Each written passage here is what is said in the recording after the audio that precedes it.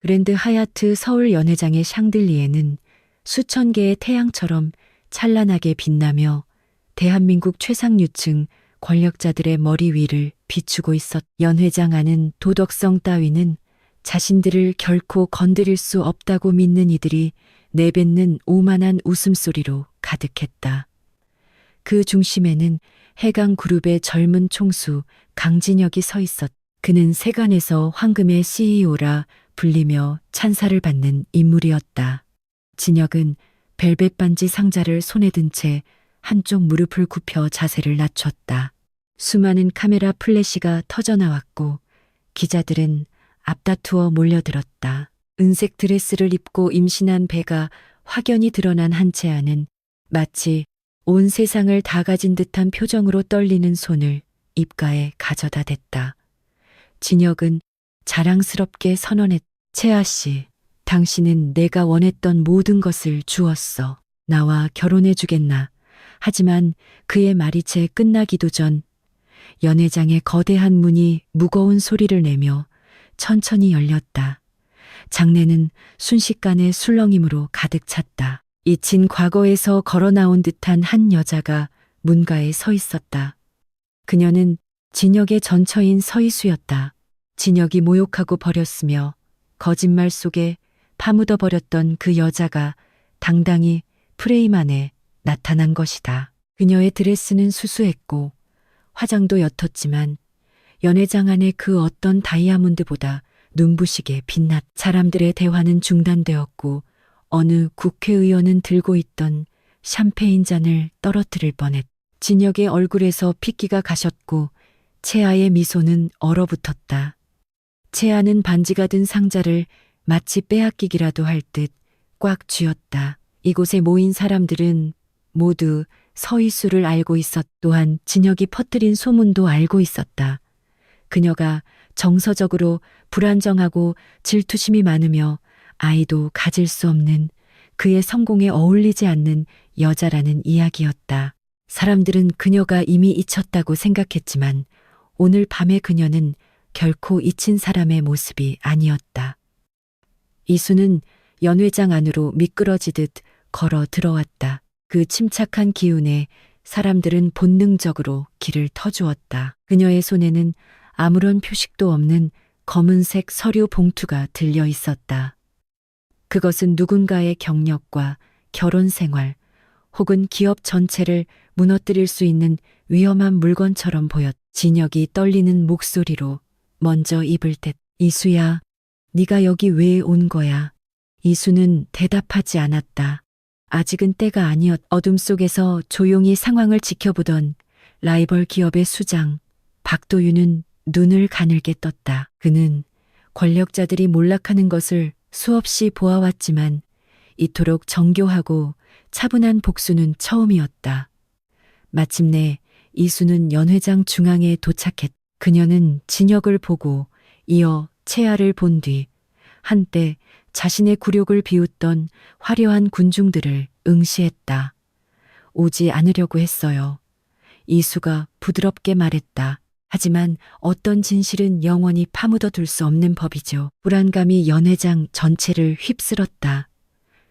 그녀가 서류 봉투를 열자 연주하던 오케스트라조차 연주를 멈췄. 그리고 이수가 첫 페이지를 공개했을 때 장내의 모든 것이 얼어붙었다. 한때 서이수는 정직하게 노력하고 진심을 다해 사랑하면 삶이 보답해 줄 것이라고 믿었. 그녀는 수년간 결혼 생활과 커리어에 모든 것을 쏟아부었고 자신이 누구보다 잘 안다고 생각했던 남자를 위해 헌신했다. 하지만 삶은 잔인한 유머 감각을 가지고 있었다.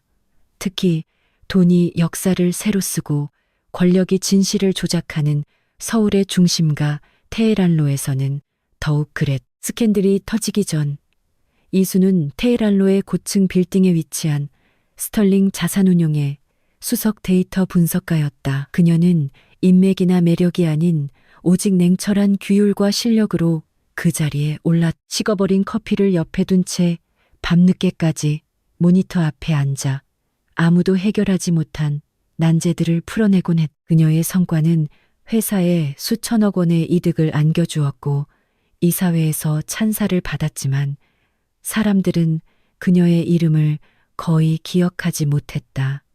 그녀는 개의치 않았. 묵묵히 일하는 사람들은 대개 그렇듯 말이다. 하지만 강진혁을 사랑한 것은 그녀의 인생에서 가장 순진한 실수였. 6년 전 한 자선기술 파티에서 진혁은 그녀의 마음을 사로잡았다.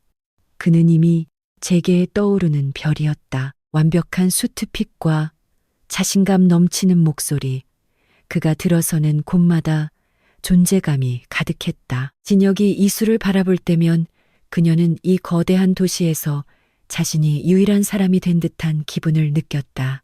그들의 연애는 빠르게 꽃피웠다. 한강이 내려다 보이는 저녁 식사, 주말의 부산 여행, 그리고 밤늦게까지 이어지는 대화 속에서 진혁은 그녀만이 자신을 겸손하게 만드는 유일한 존재라고 맹세했다. 이수는 그를 믿었다. 그가 청혼했을 때도, 가족과 함께할 미래를 약속했을 때도, 그녀의 성실함이 자신에게 영감을 준다고 말했을 때도 그녀는 그 말을 믿었다. 하지만 거짓말은 한꺼번에 무너지지 않았다. 마치 얼음에 금이 가듯 천천히 균열이 생겼다. 처음에는 그녀가 일에 너무 몰두해 좋은 반려자가 되지 못한다는 소문이 돌았다. 그 다음에는 정서적으로 불안정하다는 속삭임이 들려왔다. 진혁이 친구들과 동료들에게 교묘하게 흘린 이야기들이었다. 그리고 가장 잔인한 거짓말은 그녀가 불임이라는 소문이었다. 이수는 동료가 안쓰러운 눈빛으로 자신을 대할 때에야 그 사실을 알게 되었다. 처음에는 비웃어 넘겼지만 곧 그 소문의 근원이 진혁이라는 사실을 깨달았다. 당시 그녀는 왜 그가 사랑한다고 말했던 여자를 파괴하려 하는지 이해할 수 없었다. 하지만 이제는 안다. 그는 새로운 사람으로 대체하기 전에 이수의 평판을 완전히 무너뜨려야 했던 것이다. 결정적인 순간은 이수가 진혁을 놀라게 해주려고 야식을 사들고 그의 사무실을 찾아갔던 밤에 찾아왔다. 그곳에는 채아가 그의 책상 위에 앉아 환하게 웃고 있었다. 이수가 안전하다고 믿었던 그 공간에서 채아는 너무나 편안해 보였다. 진혁은 부인하지 않았다. 놀란 기색조차 없었다. 이게 모두를 위해 더 나은 선택이야. 그가 말했다. 당신은 내 앞길을 막고 있었어. 3개월 후 이수의 삶은 산산조각이 났다. 소문은 산불처럼 번졌고 기회는 사라졌다. 친구들은 떠나갔고 회사조차 그녀의 정서적 안정을 의심하며 주요 프로젝트에서 제외했다. 그때 박도윤이 나타났다. 그는 자신을 구원자로 소개하지 않았다. 그저 스털링 자산운용 건너편의 조용한 카페에서 그녀에게 자리를 권하며 말했다. 강진혁이 무슨 짓을 했는지 압니다. 당신은 미치지 않았어요. 그는 무언가 큰 것을 숨기고 있습니다. 이수는 그를 믿어야 할지 알 수 없었다. 하지만 도윤은 그녀가 몇 달 동안 느끼지 못했던 감정, 즉 혼자가 아니라는 확신을 주었다. 그리고 지금 수많은 시선이 쏠린 그랜드 하얏트 연회장에 서 있는 그녀는 마침내 이해했다. 도윤은 이 순간이 올 것을 알고 있었다. 그녀가 오늘 밤 가져온 진실은 단순히 복수를 위한 것이 아니었다. 그것은 진혁이 앗아간 자신의 삶을 되찾기 위한 것이었다. 이수가 군중을 향해 시선을 들자 장내의 공기가 바뀌는 것이 느껴졌다. 진혁이 결코 준비하지 못한 거대한 무언가가 다가오고 있었다. 서울의 밤은 환상 위에 세워진 세계였다.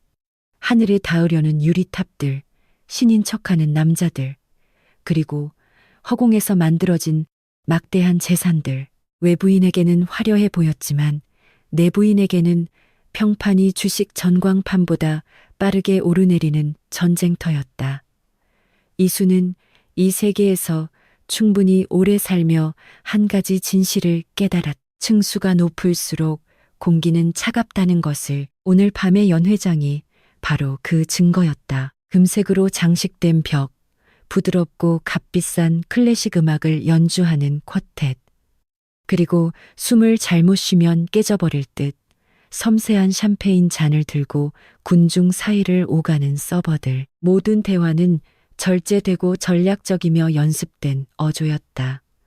사람들은 입으로는 웃고 있었지만 눈은 웃지 않았. 이들은 어떤 스타트업이 떠오를지, 어떤 CEO가 무너질지, 어떤 스캔들을 새벽이 오기 전에 묻어버릴지 결정하는 서울의 권력자들이었다. 진혁은 이곳에서 번성했. 그는 이런 세계를 위해 태어난 사람 같았다. 날카로운 수트와 더 날카로운 미소, 그리고 결코 대가를 치르지 않을 것이라 믿는 자의 오만함을 지니고 있었다. 이수는 진혁의 아내로서 이런 행사에 참석했던 밤들을 기억했다. 그녀는 그의 스포트라이트 뒤에서 보이지 않는 존재로 서 있곤 했다. 그가 투자자들과 전략을 짤 때 그녀는 창가에 서서 한남대교 위의 흐릿한 불빛들을 바라보며 자신이 이곳에 어울리는 사람인지 자문했다. 당시 그녀는 진혁의 세계가 자신처럼 정직하게 일하고 돈을 아끼는 사람에게는 너무나 매끄럽고 이질적인 곳이라고 생각했다. 하지만 오늘 밤 그녀는 작게 느껴지지 않았다. 아마도 바닥을 치고도 살아남았기 때문일 것이다. 혹은 진혁이 지워버린 고분고분하고 조용한 여자가 되기를 거부했기 때문일 수도 있다. 아니면 폭풍이 오고 있으며 자신이 그 폭풍을 몰고 온 장본인이라는 사실을 알고 확신에 찬 눈빛으로 지켜보는 박도윤이 이 방 어딘가에 있기 때문일지도 모른다. 연회장 건너편 무대 위에서 진혁은 수천 개의 카메라 플래시를 받으며 서 있었. 채아는 마치 평생 닦고 광내야 할 트로피처럼 그에게 매달려 있었다. 그들 뒤에는 해강그룹의 새로운 사업 확장 계약을 축하하는 배너가 걸려 있었. 모두가 축하하러 온 그 사업은 사실 거짓말 위에 세워진 것이었다. 만약 사람들이 이수가 아는 것을 알게 된다면 어떻게 될까? 그녀는 주변의 얼굴들을 살폈. 투자자들, 정치가들, 언론 재벌들, 한마디로 도시의 지형을 바꿀 수 있는 자들이었다. 소문이 퍼지는데 얼마나 걸릴지 궁금했다. 이미 샴페인 잔 뒤에서 속삭임이 시작되었고 사람들은 이수와 진혁을 번갈아 보며 아직 풀리지 않은 수수께끼를 풀려 애쓰고 있었다. 진실은 간단했. 서이수는 이곳에 있어서는 안 되는 존재였다. 진혁은 이혼 후 그녀가 조용히 사라지도록 만반의 준비를 했다. 그의 홍보팀은 그녀를 정서불안으로 몰아세웠고 변호사들은 서류 뭉치로 그녀를 짓눌렀. 그의 인맥은 그녀가 침묵 속으로 움츠러들 수밖에 없게 커리어를 압박했. 하지만 서울은 전세를 역전시키는 법을 알고 있었다. 특히 누군가 잘못된 사람을 과소평가했을 때 말이다. 웨이터 한 명이 이수 옆을 지나가며 샴페인을 권했. 그녀는 마시기 위해서가 아니라 손을 진정시키기 위해 잔을 받았다. 그녀의 심장 박동은 쿼텟에 느리고 꾸준하며 불길한 템포에 맞춰 뛰었. 그녀가 먼 쪽 벽을 바라보자 마침내 도윤과 눈이 마주쳤. 그는 웃지도 손을 흔들지도 않았다. 그저 고개를 아주 살짝 끄덕였을 뿐이다. 그것은 무언의 신호이자 약속이며 경고였다. 이수는 깊게 숨을 들이마셨. 그녀가 앞으로 나아가는 순간 그녀의 삶, 진혁의 제국, 채아의 미래, 그리고 이 화려하고 비정한 도시의 권력 균형은 영원히 바뀔 것이기 때문이었. 그녀는 한 걸음, 그리고 또 한 걸음을 내디뎠다. 군중이 그녀를 위해 길을 비킬 때 누군가 장내를 얼어붙게 만든 말을 내뱉었다. 저 사람, 강 회장, 전처 아니야. 강진혁은 항상 세상이 자신에게 찬사를 보낼 의무가 있다고 믿는 종류의 사람이었. 해강그룹의 CEO가 되기 전에도 그는 서울이라는 도시 자체가 자신의 성공을 투영하기 위해 건설된 것처럼 행동했다. 그는 스포트라이트를 사랑했고 박수를 즐겼으며 무엇보다 자신이 무적이라는 느낌을 좋아했다. 오늘 밤은 그의 걸작이 되어야 했. 그는 약혼 행사의 모든 세부 사항을 직접 기획했. 그가 좋아하는 클래식 곡을 연주하는 쿼텟, 새로운 확장 사업을 강조하는 배너, 심지어 언론이 벨벳 로프를 뚫고 들어와 그가 채아에게 청혼하는 순간을 포착할 타이밍까지 말이다. 그는 단순히 축하 파티를 계획한 것이 아니었다. 이미지를 구축하고 있었다. 불안정하고 배은망덕한 전철을 버리고 젊고 빛나는 미래를 선택한 남자의 이미지, 즉 권력과 번식력, 통제력을 모두 갖춘 남자의 모습 말이다. 진혁은 통제 위에서 번성했. 그는 해강그룹을 중소금융기술 회사에서 여의도의 총화로 키워내는데 수년을 보냈다. 그는 인터뷰에서는 매력을 발산하고 닫힌 문 뒤에서는 협박을 서슴지 않았으며 법망의 경계선을 교묘히 타는 전략적 파트너십을 이용했. 이사회는 그를 숭배했고 투자자들은 그를 뒤쫓았다. 그의 이름 하나만으로도 정오가 되기 전에 주가를 움직일 수 있었다.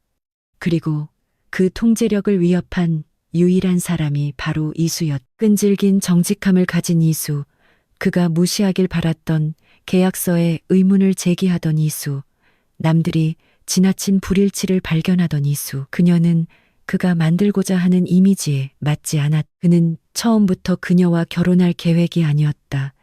그녀는 영구적인 존재가 아니었다. 그는 이사회와 자선 행사가 체질인 세련된 여자를 원했. 하지만 어느덧 이수는 불편할 정도로 필요한 존재가 되어 있었. 그녀는 그를 분석했고 그의 혼란을 잠재웠으며 그를 인간처럼 보이게 만들었다. 그는 그 점 때문에 그녀를 원망했. 정상에 머물기 위해 진혁은 인간미를 유지할 여유가 없었기 때문이다. 그는 예측 불가능하고 두려움과 경외를 동시에 받는 폭풍이 되어야 했다. 채아를 만났을 때 모든 조각이 맞춰졌다. 그녀는 명품 드레스로 감싼 야망 그 자체였. 그녀는 그에게 도전하지 않았고 그를 숭배했. 질문하지 않았고 그의 뒤를 따랐다. 그리고 그녀가 임신했을 때 진혁은 그것이 자신이 건설 중인 제국의 마지막 퍼즐 조각이라고 생각했. 유산의 상징이자 자신이 업그레이드 되었다는 증거였다. 그는 투자자들에게 속삭였다. 채아는 이수가 결코 줄 수 없었던 것을 내게 줍니다. 동정심을 유발하기 위해 치밀하게 짜인 말이었다. 이수는 가족을 이룰 준비가 되지 않은 여자였습니다. 그는 이수가 돌아올 것이라고는 전혀 예상하지 못했다. 그녀가 싸울 것이라고도, 자신을 파괴할 만큼 강력한 무언가를 쥐고 있을 것이라고도 생각지 않았다. 그래서 오늘 밤 연회장에 들어서는 그녀를 보았을 때 그의 심장이 멎었고 목구멍이 조여왔다. 반지 상자가 갑자기 들어올릴 수 없을 만큼 무겁게 느껴졌. 그는 억지로 미소를 지으며 아무렇지 않은 척 연기했다. 사방에 카메라가 있었고 투자자들이 그의 턱 근육 하나하나를 지켜보고 있었다. 두려움을 보여줄 수는 없었다. 하지만 두려움은 그곳에 있었. 처음에는 조용히, 나중에는 갈비뼈 아래에서 거세게 요동쳤다. 진혁은 이수를 알았다. 그녀는 증거가 없으면 결코 입을 열지 않는 성격이었다. 확실하지 않으면 대면하지 않는다는 것도 알았. 그리고 그녀의 손에 들린 검은 서류 봉투, 그는 그것을 알아봤다. 그는 그 파일을 이미 태워버렸고 모든 사본을 파괴해 더 이상 존재하지 않는다고 확신했던 물건이었다. 하지만 그 서류가 지금 자신이 과소평가하고 짓밟았으며 지워버렸다고 생각했던 여자의 손에 들려 있었다. 채아는 그의 갑작스러운 경직을 눈치챘. 진혁 씨, 왜 그래요? 그녀가 속삭였다. 그는 대답할 수 없었다. 이수가 고개를 들어 연회장을 가로질러 그와 시선을 맞췄기 때문이다. 그 침묵의 교환 속에서 진혁은 한 가지를 소름 끼칠 정도로 명확하게 깨달았다. 자신의 인생은 더 이상 자신의 통제하에 있지 않다는 것을. 한채아는 항상 자신이 평범한 경기도 외곽의 삶보다 더 나은 운명을 타고났다고 믿었. 그녀는 22살에 가방 2개와 무보수 인턴십, 그리고 자신의 신분을 완전히 새로 쓰겠다는 불타는 욕망을 품고 서울로 올라왔. 그리고 그녀는 그것을 천천히, 전략적으로, 무자비하게 해냈. 그녀의 미모는 문을 열어주었고 그녀의 야망은 그 문이 닫히지 않게 지탱했다. 그녀는 서울의 리듬을 빠르게 익혔. 결코 멈추지 말고 흔들리지 말며 누구에게도 약점을 보이지 말 것. 사적인 자선 만찬에서 강진혁을 만났을 때 그녀는 이미 그가 어떤 종류의 남자인지 파악하고 있었다. 권위적이고 자신만만하며 찬양받는 것에 중독되어 있고 자신이 가진 삶의 깊고 위험한 지루함을 느끼는 남자. 채아는 그 공허함을 어떻게 채워야 하는지 정확히 알았다. 그녀는 바보가 아니었다. 그가 유부남이라는 사실을 알고 있었다. 또한 진혁 같은 남자는 거부할 수 없는 무언가가 주어지지 않는 한 결코 떠나지 않는다는 것도 알고 있었다. 그래서 그녀는 거부할 수 없는 존재가 되었. 그가 이수에 대해 불평할 때 귀를 기울였고 재미없는 농담에도 웃어주었. 그가 좋아하는 스타일의 드레스를 입었고 그의 기분을 연구했으며 세련된 CEO의 미소 뒤에 숨겨진 불안함을 파악했다. 그리고 임신 테스트기가 양성으로 나왔을 때 그녀는 자신의 승리가 완벽하다고 생각했다. 수개월 동안 채아는 자신이 해강 제국의 새로운 여주인공이라고 믿었다. 프라이빗 클럽과 고급 카페에서 자신의 이름이 속삭여지는 것을 즐겼. 투자자들은 그녀를 미래의 왕비처럼 대접했고 홍보 전략가들은 진혁 옆에서 사진 찍는 법을 가르쳤. 디자이너들은 드레스를 협찬하겠다고 줄을 섰다. 그녀는 좁은 원룸을 떠나 한남동이 내려다 보이는 고급 빌라로 거처를 옮겼다. 그녀가 원했던 모든 것이 마침내 손에 닿을 거리에 있었. 오늘 밤은 그것을 공식화하는 자리가 되어야 했다. 약혼 반지는 특별 주문 제작된 것이었고 진혁이 지금까지 샀던 그 어떤 다이아몬드보다 컸. 그녀는 화장실 거울 앞에서 수주 동안 놀랍지만 우아한 표정을 연습했다. 진혁이 오늘 밤 무릎을 꿇었을 때 그녀는 완벽한 연기를 보여주었.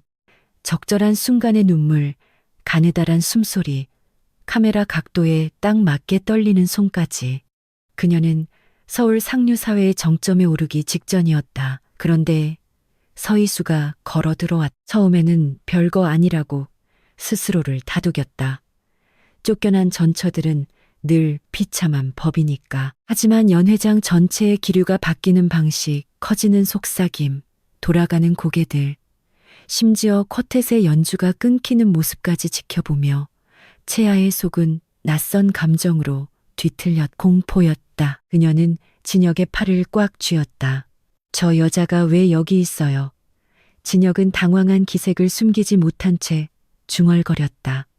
여기 있으면 안 되는 사람인데. 이수의 모습은 무너진 전처처럼 보이지 않았. 질투하는 것 같지도 긴장한 것 같지도 않았다.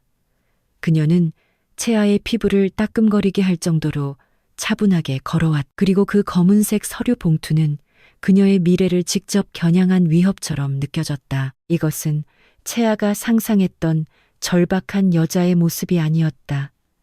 이것은 위험한 인물의 모습이었다.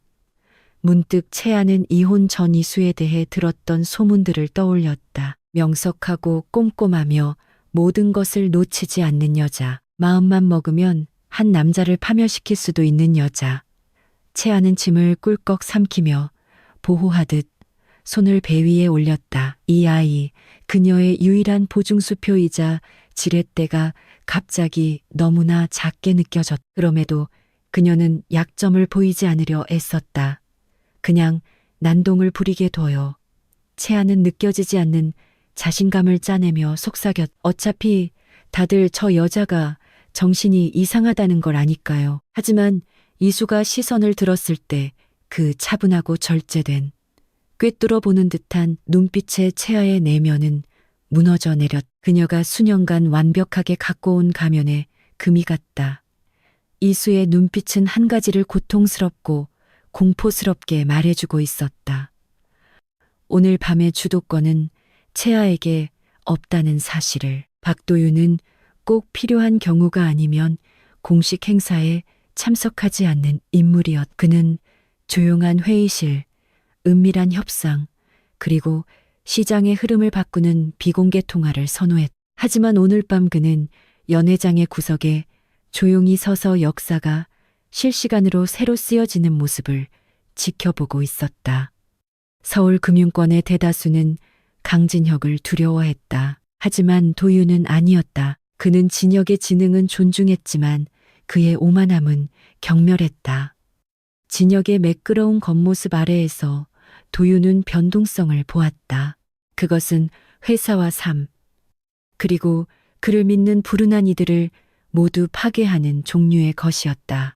몇 달 전 도윤은 해강그룹이 무언가를 숨기고 있다는 의심을 하기 시작했다. 국제자산 보고서의 불일치, 수상한 자금 흐름의 패턴 등이었. 그것은 교묘하게 조작된 서류 더미 아래 아주 미세하게 묻혀 있었다. 그 불일치를 알아챈 유일한 사람이 바로 서이수였다. 도윤은 그녀와의 첫 대화를 생생히 기억한다. 이수는 지쳐 보였지만 단호했다. 억눌러온 수많은 밤의 좌절 때문에 눈은 충혈되어 있었다. 그녀는 복수를 위해 그를 찾아온 것이 아니었다. 진실을 찾기 위해 온 것이었다. 하지만 서울에서 진실에는 대가가 따르는 법이다. 도윤이 해강그룹의 기록을 파헤치기 시작했을 때 그는 이수가 단순히 버려진 전처가 아니라는 사실을 발견했다. 그녀는 치밀하게 계획된 정화 작업의 희생양이었다. 진혁은 그녀의 평판을 더럽혔다. 그녀가 자신이 그토록 자랑하던 사업 확장 계약을 무너뜨릴 수 있는 증거를 발견했기 때문이었다. 도윤은 수개월을 기다리고 계획하며 지켜보았. 그는 이 밤이 올 줄 알고 있었다. 이수가 검은 서류 봉투를 들고 연회장에 들어섰을 때 도윤은 천천히 숨을 내뱉었. 그녀는 그가 바랐던 것만큼 용감했고 진혁이 예상했던 것보다 훨씬 더 위험했다. 연회장 건너편에서 그녀가 사람들의 얼굴을 살피는 모습을 지켜보았. 두려움이나 분노가 아닌 목적의식을 가진 눈빛이었. 마침내 그녀가 그를 발견했다. 잠시 동안 음악도 웅성거림도 화려한 조명도 모두 사라진 듯했다. 도윤은 아주 작게 고개를 끄덕였다. 무언의 인정이었다. 그는 그녀를 조종하는 것도 구하는 것도 아니었다. 그저 그녀의 뒤를 지키며 진혁이 다시는 이야기를 왜곡하지 못하게 하겠다는 무언의 약속이었. 도윤은 진혁이 위로 올라가면서 얼마나 많은 사람을 파괴했는지 지켜봐 왔다. 이수는 그를 멈출 수 있는 최초의 용기 있는 사람이었. 웨이터가 샴페인 쟁반을 들고 지나갔지만 도윤은 무시했. 그의 눈은 연회장 중앙으로 한 걸음 더 내딛는 이수에게 고정되어 있었다. 그녀의 움직임은 침착했지만 도윤은 그녀 내부에서 폭풍이 몰아치고 있음을 알았. 그는 이사회장에서 협상 테이블에서 더 이상 잃을 것이 없는 사람들에게서 그런 눈빛을 본 적이 있었다. 진혁도 마침내 도윤이 지켜보고 있다는 사실을 눈치챘다. 두 사람의 시선이 마주쳤. 진혁의 턱 근육이 팽팽해졌고 자세가 굳어졌다. 찰나였지만 분명한 공포가 그의 표정을 스쳤다. 박도윤이 개입했다면 상황은 그가 상상했던 것보다 훨씬 더 최악이라는 뜻이었기 때문이다. 채아는 진혁의 시선을 따라 도윤을 발견했. 저 사람이 왜 여기 있어요? 그녀가 다급히 물었지만 진혁은 대답하지 않았다. 박도윤은 이유 없이 사교 행사에 참석하지 않기 때문이었다. 그가 저렇게 조용히 관찰하고 있다면 그는 무언가 알고 있다는 의미였다. 도윤은 이수와 진혁 그리고 출구를 한눈에 볼 수 있는 위치로 살짝 자리를 옮겼. 그는 드라마를 만들러 온 것이 아니었. 하지만 이수가 다시는 침묵당하지 않도록 하기 위해 이곳에 있었다. 오늘 밤만큼은 그리고 앞으로는 영원히 말이다. 1초가 지날 때마다 긴장감이 팽팽하게 조여오는 것이 느껴졌다. 방 안은 폭발 직전이었다. 사람들도 그것을 감지했다. 대화는 낮아졌고 시선은 날카로워졌다. 마침내 이수가 무대 발치에 도달했다. 도윤은 자세를 바로 했다. 그녀가 입을 여는 순간 서울은 결코 예전 같지 않을 것임을, 그리고 강진혁은 자신이 결코 파묻을 수 없었던 단 하나의 진실을 마주하게 될 것임을 알고 있었기에 연회장 안의 화려함이 팽팽한 긴장감으로 바뀌는 데는 긴 시간이 걸리지 않았다. 속삭임은 닫힌 문틈새로 스며드는 바람처럼 부드럽게 시작되어 점점 날카로워지더니 무시할 수 없을 정도로 커졌다. 이수의 갑작스러운 등장은 진혁이 간신히 붙잡고 있던 통제라는 환상을 산산조각냈다.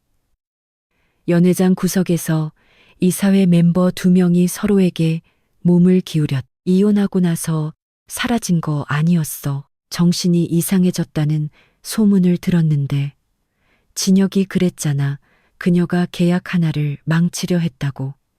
이수는 그들이 낮게 속삭이려 애썼음에도 모든 단어를 똑똑히 들었다. 하지만 이번에는 그 말들이 상처가 되지 않았다. 예전처럼 가슴을 베지도 않았다. 그녀의 손에는 진실이 들려 있었고 진실은 그 어떤 소문보다 목소리가 컸. 그녀는 계속 걸었. 대리석 바닥 위로 구두 굽소리가 일정하게 울려 퍼졌다. 의도적인 그 리듬은 정적 속에 메아리 쳤다. 쿼텟조차 연주를 계속해야 할지 갈피를 못 잡는 듯 보였다. 네이비색 드레스를 입은 한 여자가 너무 큰 소리로 속삭였다. 왜 하필 오늘 밤에 여기 나타난 거야? 당신들의 유령이 되기 싫어서요. 이수는 속으로 대답했다. 한편 채아는 평정심을 유지하려 애썼지만 공포가 그녀를 배신했다. 사람들은 눈치챘다. 자신감으로 무장했던 여자가 갑자기 흔들릴 때 사람들은 절대 놓치지 않았다. 채아는 드레스 자락을 꽉 쥐고 숨을 헐떡이며 도망갈 곳을 찾듯 주위를 살폈다. 저 여자 그냥 관심 끌고 싶어서 그러는 거예요. 채아가 진혁에게 중얼거렸다. 하지만 진혁은 듣지 않았. 그의 눈은 이수의 표정에서 단서를 찾으려는 듯 고정되어 있었다. 약점을 찾으려 했지만 그는 당황하는 법에 익숙하지 않았고 취약해지는 것에도 익숙하지 않았다. 이수의 존재 자체만으로도 그는 한 조각씩 해체되고 있었다. 무대 근처의 기자들이 이수를 발견하고 즉시 위치를 옮겼. 휴대폰이 치켜 들려졌고 카메라 플래시가 터졌다. 스캔들은 장사가 되는 법이었고 약혼 파티에 나타난 전처는 헤드라인 장식용 황금알이었다. 한 기자가 동료에게 속삭였다. 라이브 스트리밍 준비해. 무슨 일 터지겠다. 이수는 카메라를 피하지 않았다. 처음으로 숨거나 위축되고 싶은 충동을 느끼지 않았다. 그녀는 고개를 높이 들었다. 호흡은 안정적이었다. 그녀의 발걸음 하나하나가 진혁이 빼앗으려 했던 존엄성을 되찾는 과정이었다. 투자자 무리를 지나갈 때 한 명이 그녀의 귀에 너무 가까이 대고 중얼거렸다. 만약 저 여자가 정보를 가지고 온 거라면 사업 확장은 물 건너간 거야. 그 순간 진혁이 폭발했. 그는 무대에서 거의 넘어질 듯 채아에게서 떨어져 나왔다. 미소는 완전히 사라졌고 경직되고 떨리는 노려봄만이 남았다. 이수야, 그가 날카롭게 외쳤. 지금 소란 피우고 있잖아. 이수는 흔들림 없는 눈빛으로 그를 바라보았다. 언론을 부른 건 내가 아니에요. 그녀가 침착하게 대답했다. 그녀의 목소리는 크지 않았지만 그럴 필요도 없었다. 그 목소리에 연 회장 전체가 정적에 휩싸였다. 채아는 동정심을 유발하려는 듯 손을 배 위에 올리고 앞으로 나섰다. 오늘은 우리 밤이에요. 그녀가 떨리는 목소리로 말했다. 당신이 모든 걸 망치고 있어. 이수는 그녀에게 권력을 부여하지 않을 정도로만 살짝 고개를 돌려 응시했다. 내가 하려는 말 중 그 어느 것도 내가 지어낸 건 없어요. 이수가 대답했다. 난 그저 커튼을 거들어 온 것뿐이죠. 장내에 경악 섞인 숨소리가 번졌다. 진혁의 얼굴이 창백해졌. 연 회장의 모든 이들은 저렇게 차분하고 당당하며 두려움 없는 여자가 허풍을 떨지 않는다는 것을 알고 있었다. 그때 누군가 반쯤 되는 사람들이 들을 수 있을 정도로 크게 속삭였다. 저 봉투 안에 대체 뭐가 든 거야? 모든 고개가 돌아갔고 숨이 멎었. 이수는 연 회장의 정확한 중앙에 멈춰섰. 그녀가 검은 서류 봉투에 손을 얹자 속삭임은 완전한 침묵으로 바뀌었. 그녀가 천천히 봉투를 열기 시작하며 해강 제국 전체를 무너뜨릴 수 있는 문서의 첫 편을 드러냈을 때 말이다. 심장 박동 한 번의 시간 동안 연 회장 전체가 얼어붙었다. 샹들리에조차 이수가 서류 봉투를 열어 가장 가까운 손님들이 한 줄의 텍스트를 엿볼 수 있게 하는 순간 반짝임을 멈춘 듯했다. 그 문장은 고요한 호수 위의 파문처럼 불안감을 퍼뜨렸다. 뒤쪽에 서 있던 박도윤은 즉시 그것을 알아차렸다. 그것은 해강그룹이 보도 자료에서 사용하는 화려한 재무제표가 아니었다. 가공되지 않은 내부용 문서이자 치명적인 증거였다. 외부인은 결코 봐서는 안 될 종류의 문서였다. 진혁도 그것을 보았다. 그의 숨이 막혔고 눈은 숨길 수 없는 공포로 커졌다. 그는 다급히 앞으로 나서며 너무 높은 톤으로 소리쳤다. 이수야, 그만해. 네가 지금 무슨 짓을 하는지 모르잖아. 하지만 그 말투, 갈라지는 음성, 절박함은 연 회장의 모든 이들에게 그녀가 자신이 무엇을 하고 있는지 정확히 알고 있다는 사실을 말해주고 있었. 이수는 대답하지 않았다. 그럴 필요가 없었. 그녀는 천천히 서류 봉투를 다시 닫고 옆에 든 채 자신이 단순히 종이를 휘두르며 드라마를 만들러 온 것이 아님을 보여주었다. 그녀는 의도를 가지고 이곳에 있었. 절박해진 채아가 떨리는 웃음을 터뜨리며 정막 속으로 뛰어들었다. 정말 당황스럽네요. 채아가 억지 미소를 지으며 크게 말했다. 아무도 그런 낡은 서류 뭉치에는 관심 없어요. 저 여자는 그냥 제 약혼식을 망치려고 이러는 거예요. 몇몇 사람이 예의상 고개를 끄덕였지만 힘이 없었다. 모두가 기류의 변화를 감지했다. 서울 상류층은 이런 행사에서 연애 스캔들 따위에는 관심이 없었다. 분류는 너무나 흔한 일이었으니까. 그들의 관심을 끄는 것은 공포였고 지금 강진혁은 공포를 온몸으로 뿜어내고 있었다. 이수는 무대 쪽으로 한 걸음 더 다가갔다. 채아 씨를 위해 온 게 아니에요. 그녀의 목소리는 차분하고 확고했다. 그리고 진혁 씨를 위해 온 것도 아니죠. 그녀의 시선이 진혁을 향하자 그는 마치 매를 맞은 듯 움찔했다. 오늘 밤 우리가 무엇을 축하하고 있는지 그 실체를 알아야 할 분들을 위해 왔습니다. 또다시 속삭임이 터져 나왔다. 투자자들은 불안한 눈빛을 교환했고 이사회 멤버들은 몸을 굳혔다. 기자들은 휴대폰을 더 높이 치켜들었다. 도윤은 천천히 숨을 내쉬었다. 이수는 그가 보았던 그 어떤 이사회 베테랑보다 더 날카롭고 흔들림이 없었다. 이것은 상처받은 여자의 행동이 아니었. 한계까지 몰렸다가 스스로 일어서는 법을 배운 여자의 모습이었. 진혁이 이를 악물었다. 이수야, 이러지 마. 그의 목소리에는 이제 숨길 수 없는 절박함이 묻어났다. 이수의 눈은 흔들리지 않았다. 진혁 씨, 가장 최악인 게 뭔지 알아요? 그녀가 부드럽게 물었다. 거짓말도, 불륜도, 심지어 이혼도 아니에요. 연 회장의 모든 이들이 귀를 기울였다. 당신이 나를 미친 사람으로 몰아세우려 했던 그 방식이에요. 당신은 내가 진실을 발견했을 때 아무도 내 말을 믿지 못하게 하려고 나를 지워버리려 했죠. 채아는 혼란스러운 표정이었다. 진실이라니, 무슨 진실요? 이수의 미소는 작고 슬펐으며 강철보다 날카로웠다. 당신이 결코 보지 말았어야 할 진실이죠. 진혁 씨가 결혼 생활까지 파괴하며 숨기려 했던 그 진실 말이에요. 경악이 장내에 퍼졌다.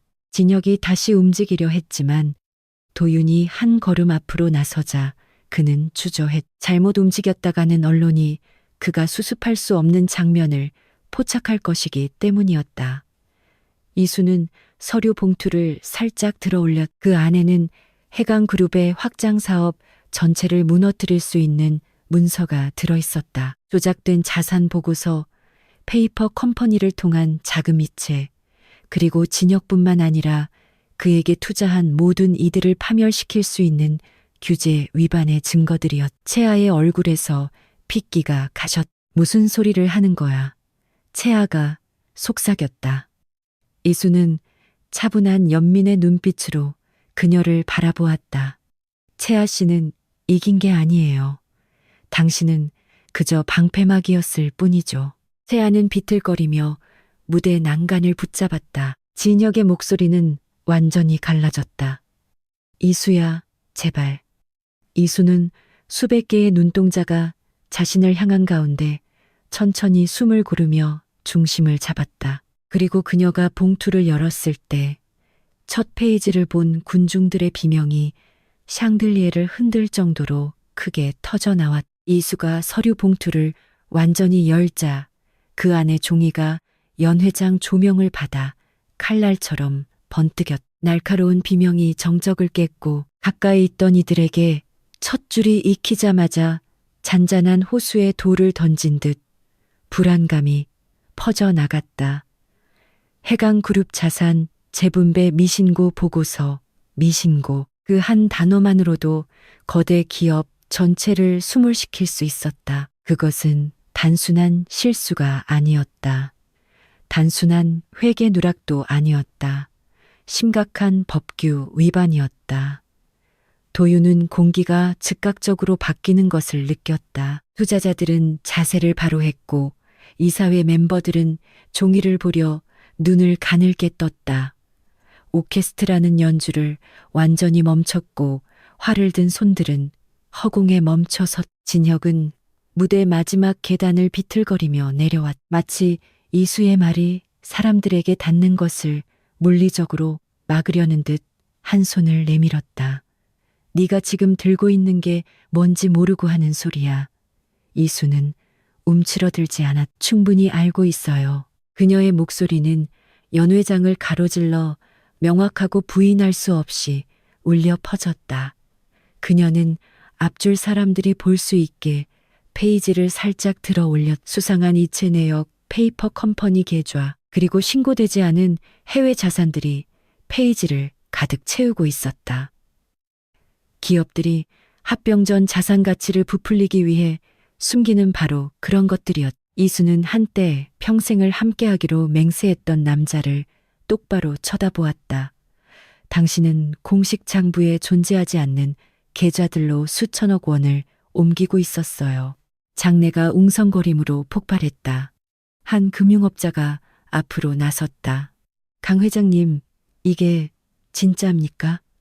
이수는 눈썹을 치켜 올렸다. 당신이 나를 쫓아내기 직전 새벽 2시에 당신 사무실 서버에서 내가 직접 출력한 이 문서 말인가요?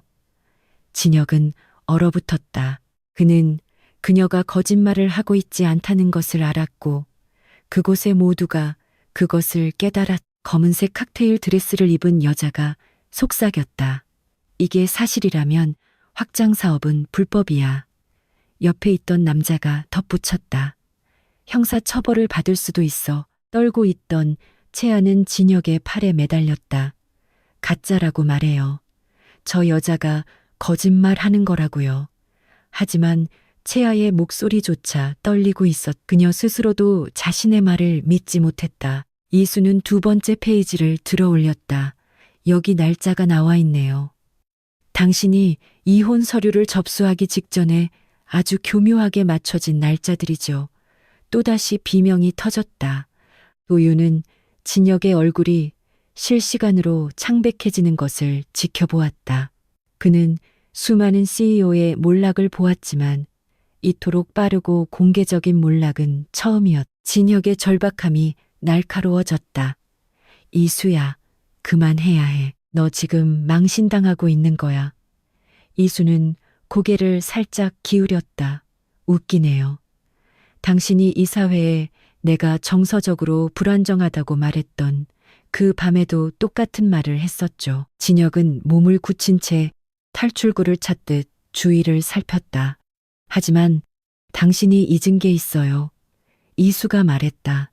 당신은 나에 대해 거짓말만 한 게 아니야. 당신이 무슨 짓을 하고 있는지 알고 있는 유일한 사람을 지워버리려 했죠. 그녀가 다가갔다.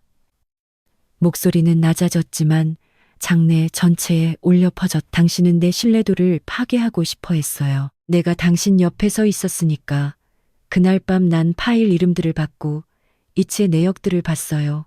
무언가 잘못되었다는 걸 알았죠. 채아는 혼란과 공포가 뒤섞인 눈으로 깜빡거렸다. 진혁 씨, 저게 무슨 소리예요? 진혁은 대답하지 않았다. 그의 침묵은 그 어떤 부인보다 강력했다. 이수는 카메라가 모든 것을 포착할 수 있도록 페이지를 펼쳐 보였다. 당신은 내가 사본을 남겨뒀을 거라곤 생각지 못했겠죠. 내가 본 것을 이해했을 거라곤 더더욱 생각지 못했을 테고. 그리고 박도윤 대표님이 나에게 연락해 똑같은 불일치를 발견했다는 말을 했을 거라곤 꿈에도 몰랐을 거예요. 비명이 더 커졌다. 더 많은 카메라가 돌아갔다. 패닉의 물결이 몰아쳤다. 진혁은 도윤을 향해 돌아섰다. 당신이 배후였군. 도윤은 완벽하게 침착을 유지했다. 아니, 배후는 당신이지. 이수 씨는 당신을 멈추려 하는 것뿐이고. 속삭임이 더 커졌다. 그는 끝났어. 최악이야. 대재앙이야. 진혁은 이수를 향해 달려들었다. 절박함이 어두운 광기로 변하고 있었다. 하지만 도윤이 순식간에 그들 사이를 가로막아 진혁이 주춤했. 그 찰나의 순간 눈부신 조명과 혼란 속에서 이수는 진혁의 무릎을 꺾어버릴 세 번째 페이지를 공개했다. 연회장에 혼란이 충격파처럼 번졌. 투자자들은 자리에서 일어났고 기자들은 앞으로 쏟아져 나왔. 진혁이 치밀하게 계획했던 오늘 밤은 굴욕적인 슬로 모션으로 해체되기 시작했다. 이수가 들어올린 세 번째 페이지는 단순히 타격을 주는 수준이 아니었다. 그것은 치명적이었다. 그것은 서명된 승인서였다. 강진혁의 친필 서명이 국가의 모든 사정기관을 비상하게 만들 만한 거액의 이체 금액 옆에 적혀 있었다. 그 서명 하나만으로도 그의 경력은 끝장날 수 있었다. 하지만 그 날짜가 그를 완전히 매장할 증거였다. 그 승인서는 그가 이혼 서류를 접수하기 하루 전에 서명된 것이었. 즉, 그는 아직 결혼 생활 중이었고 이수가 법적 재산 투명성을 보장받아야 할 시점에 불법적으로 자산을 이동시킨 것이었다. 군중 속에서 누군가 비명을 질렀. 저건 사기야. 또 다른 이는 중얼거렸다. 비도덕적인 수준이 아니라 범죄야. 진혁의 호흡은 얕아졌고 얼굴은 병적으로 창백해졌다. 화려한 커리어 동안 단 한 번도 흐트러짐 없던 그가 이제는 발밑에 땅이 무너져 내리는 것을 직감한 남자처럼 보였다. 이수는 페이지를 천천히 내렸지만 목소리는 여전히 차분했다. 당신은 세상이 나를 미친 여자로 믿게 하려 했죠. 하지만 이 방에서 유일하게 미쳐 있는 건 당신의 제국이에요. 사람들은 더 이상 속삭이지 않았다. 그들은 이제 공개적으로 떠들고 있었다. 크고 절망적이며 믿기지 않는다는 듯이. 채아는 진혁의 팔을 움켜쥐었다. 가짜라고 말해요. 저 여자가 위조한 거라고 말해요. 하지만 그녀조차 그 서명을 뚫어지게 바라보며 말하고 있었다. 그녀는 그 서명이 진짜임을 알았다. 그가 그런 서류에 서명하는 것을 셀 수 없이 봐왔기 때문이다. 진혁의 목소리가 떨렸다. 이수야, 제발, 여기서 이러지 마. 이수는 회의감이 아닌 이 순간의 무게감을 느끼며 침을 삼켰다. 수년간의 가스라이팅, 삭제, 모욕이 마침내 진실 앞에서 터져나오고 있었다. 그때 당신에게 진실을 말해달라고 빌었죠. 당신은 내가 모든 것을 의심하게 만들었어요. 사람들을 내 적으로 돌렸고 내 평판과 일, 그리고 평온함을 앗아갔어요. 그녀의 목소리에 힘이 실렸다. 하지만 내 진실만큼은 가져가지 못해.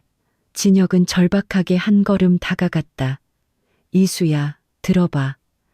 이걸 폭로하면 너도 다쳐. 내 이름도 헤드라인에 오를 거야. 사람들은 네가 도왔다고, 네가 알고 있었다고 말할 거야. 너도 이 여파에 휘말리게 된다고. 이수는 부드럽고 건조한 웃음을 터뜨렸다. 내 이름은 이미 진흙탕에 처박혔어. 그리고 당신과 달리 나는 이제 더 이상 잃을 게 없거든. 도윤이 그녀의 뒤로 살짝 자리를 옮겨 그녀를 압도하지 않으면서도 침묵의 지지를 보냈. 진혁은 그것을 눈치채고 패닉이 더 날카로워졌. 당신이랑 팀을 짠 거야. 진혁이 내뱉었다. 저 사람이 당신을 위하는 것 같아. 당신을 이용해 나를 끌어내리려는 것뿐이야. 도윤의 턱이 팽팽해졌지만 이수가 먼저 입을 열었. 아니요, 도윤 씨는 내게 아무것도 요구하지 않았어요. 그는 당신이 결코 주지 않았던 것을 줬죠.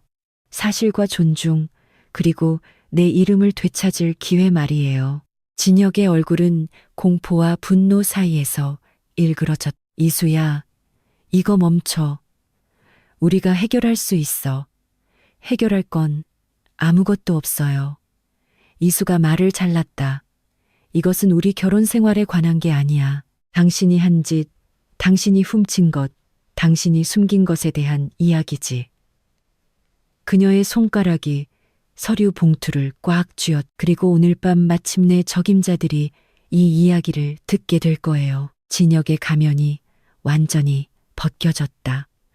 그는 군중을 향해 돌아선 채 말을 더듬었다. 제발 여러분, 이건 과장된 겁니다. 저 여자가 감정적으로 휘둘려서 왜곡하고 있는 거예요. 하지만 한 이사회 멤버가 날카롭게 가로막았다. 진혁 씨, 더 추해지기 전에 앉으세요. 한 기자가 외쳤다. 서희수 씨, 기록을 위해 문서 전체를 낭독해 주시겠습니까? 이수는 아주 잠시 주저했다.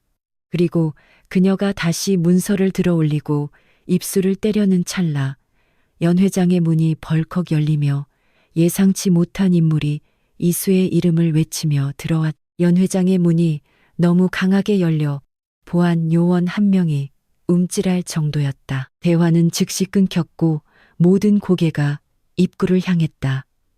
짙은 회색 수트를 입은 남자가 약간 숨을 몰아쉬며 급박하게 장내를 살피며 걸어 들어왔. 손님들이 그를 알아보는 데는 시간이 좀 걸렸지만 그가 누구인지 밝혀지자 경악 섞인 숨소리가 장내를 메웠. 그는 해강그룹의 포렌식 감사팀장이었다가 수개월 전 의문스럽게 사임했던 최준영이었. 그는 진혁이 갑자기 사건에서 제외하기 전까지 그룹의 수치를 검토하던 바로 그 감사관이었다. 이수는 몸을 굳혔. 이혼 전 이후로 준영을 본 적이 없었다. 그가 올 줄은 꿈에도 몰랐다. 그는 멍하니 바라보는 구경꾼들을 밀치고 이수에게 도달했다. 전화했는데 안 받더군요. 정말 이렇게 정면으로 맞설 줄은 몰랐습니다. 이수는 눈을 깜빡였다. 저에게 USB 드라이브를 보낸 게 당신이었나요? 준영이 고개를 끄덕였다. 그가 빠져나가게 둘 순 없었습니다. 확장 사업이 불법 이체를 기반으로 세워지고 있다는 걸 알고 있었어요. 당신이 진실에 너무 가까워지자마자 그가 당신을 타깃으로 삼았다는 것도 알고 있었습니다. 군중이 다시 술렁였다. 진혁의 턱이 굳어졌다. 최준영 씨, 당신은 침묵의 대가로 돈을 받았잖아. 준영이 그를 향해 돌아섰다. 난 수치를 감사하라고 돈을 받은 거지. 내가 발견한 건 사기였어. 진혁의 얼굴이 뒤틀렸다. 당신 비밀 유지 서약서에 서명했어.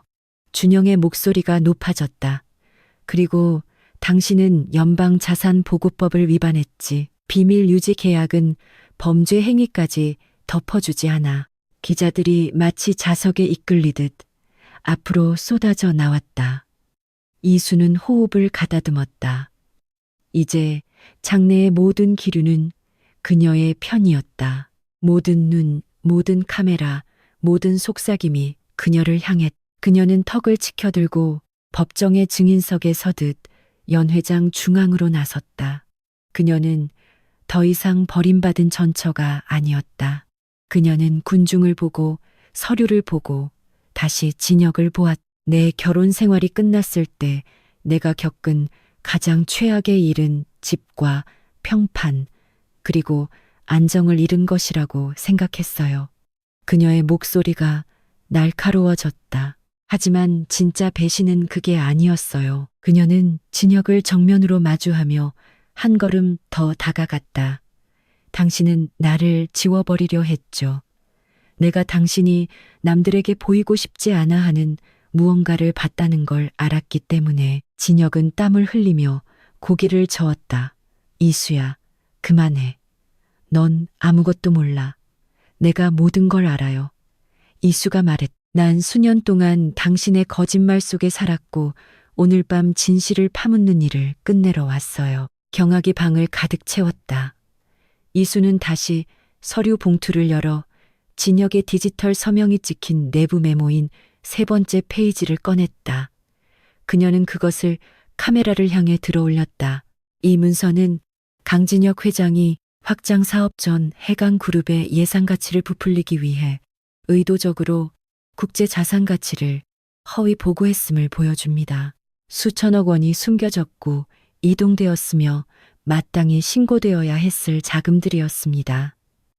그녀는 목소리를 높이며 돌아섰다. 그리고 그는 이 모든 일을 결혼 생활 중에 저질렀습니다. 세금 신고서에 내 이름을 사용하면서 어떤 조사가 들어와도 그 화살이 나에게 향하도록 만들면서 말이죠. 그녀의 목소리가 떨렸지만 그것은 약함이 아닌 힘에서 나오는 떨림이었. 그는 단순히 나를 망치려 한 게 아니에요. 나를 희생양으로 만들려 했던 겁니다. 군중은 이번에 더 크게 술렁였다. 채아는 마치 전염병이라도 올물듯 진혁에게서 떨어져 나오며 공포에 질린 표정을 지었다. 진혁 씨, 저 여자가 거짓말하는 거라고 말해줘요. 사실이 아니라고 말해줘요. 하지만 진혁은 아무 말도 하지 못했다. 그의 침묵은 유죄 선고나 다름없었다.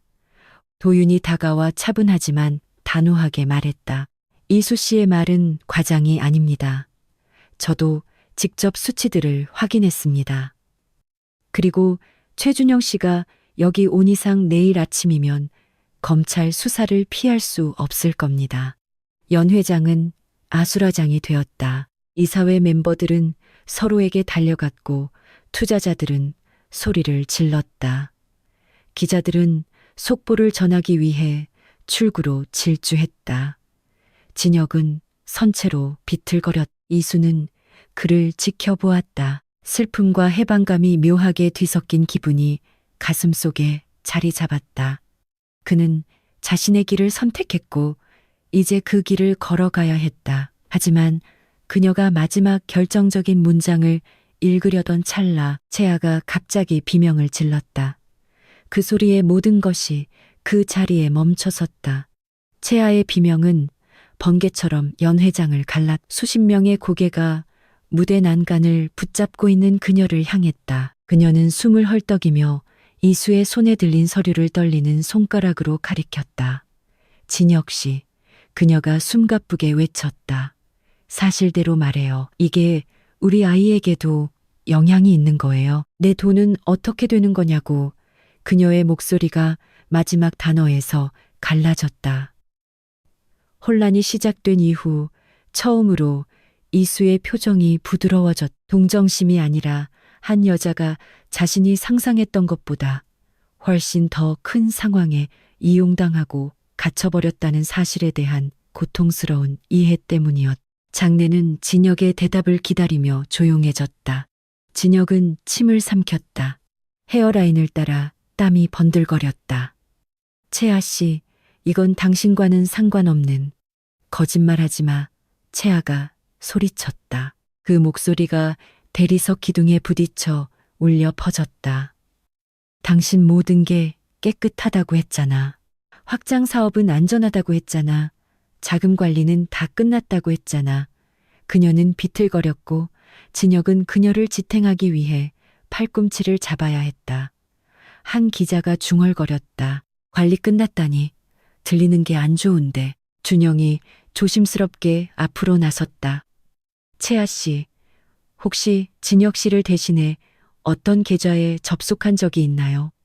그의 지시에 따라 자금을 옮긴 적이 있느냐는 말입니다. 채아는 주저했다. 그 단 한 번의 머뭇거림이 모든 이들에게 답을 주었다. 도윤이 신중하게 입을 뗐다.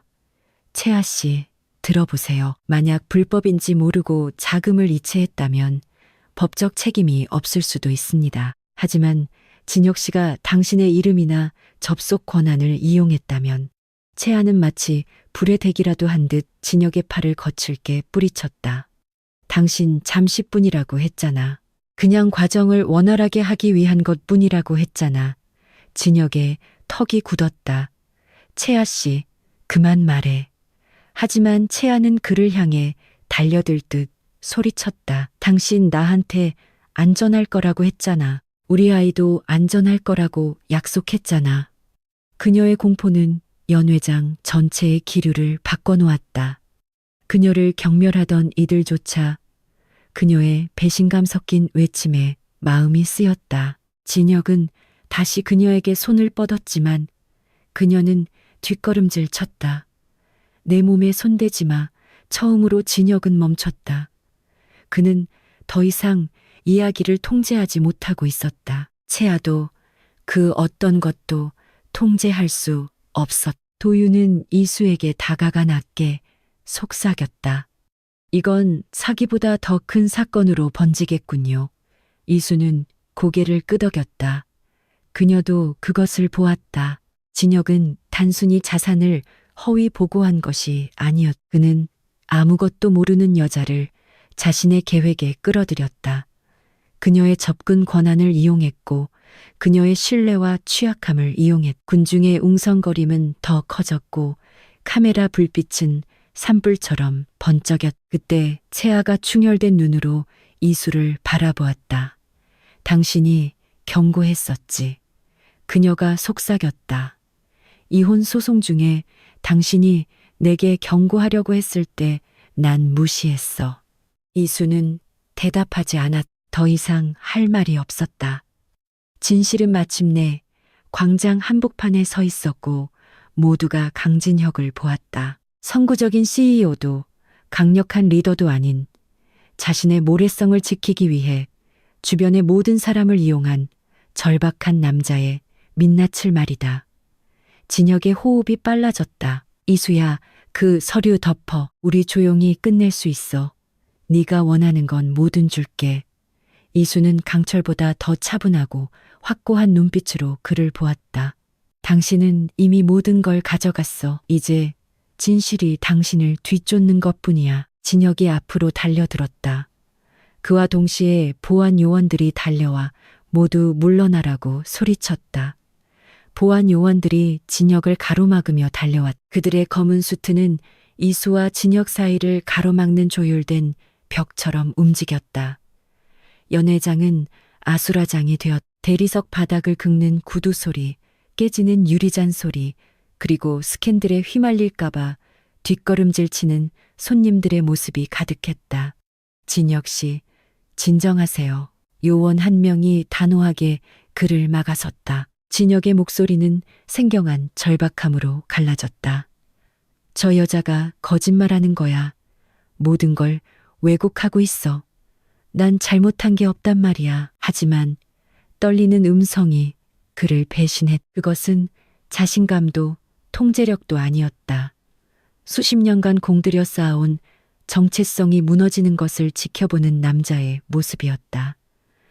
채아는 얼굴을 감싸쥐고 오열했. 당신 다 합법이라고 했잖아. 우리가 안전할 거라고 했잖아. 진혁은 그녀를 향해 몸을 돌렸다. 채아 씨, 내 말 좀 들어봐. 하지만 그녀는 격렬하게 고개를 저었다. 당신은 이수 씨한테만 거짓말한 게 아니야. 나한테도, 우리 아이한테도 거짓말했어. 그녀의 말은 이수의 그 어떤 폭로보다 그에게 큰 타격을 주었다. 한편 투자자들은 휴대폰을 붙들고 있었다. 장이 열리기 전에 팔아야 해. 전면 감사가 시작될 거야. 위기 관리팀 불러. 연주하던 오케스트라는 조용히 자리를 떴다. 악기 가방을 챙기는 모습이 분주했다. 사진작가들은 더 가까이 몰려들었고 플래시 불빛은 샹들리에에 반사되어 날카롭게 터졌다. 진혁은 다시 보안 요원들을 뚫으려 했지만 책임자가 그를 막았다. 회장님, 물러나십시오. 이건 내 행사야. 진혁이 포효했다. 내 회사고 내 평판이라고. 도윤이 앞으로 나섰다. 눈은 차가웠고 표정은 평온했다. 이제는 아니지. 진혁이 그를 노려보며 내뱉었. 당신 짓이지. 도윤은 고개를 살짝 기울였다. 아니, 진혁 씨, 이건 당신이 자초한 거야.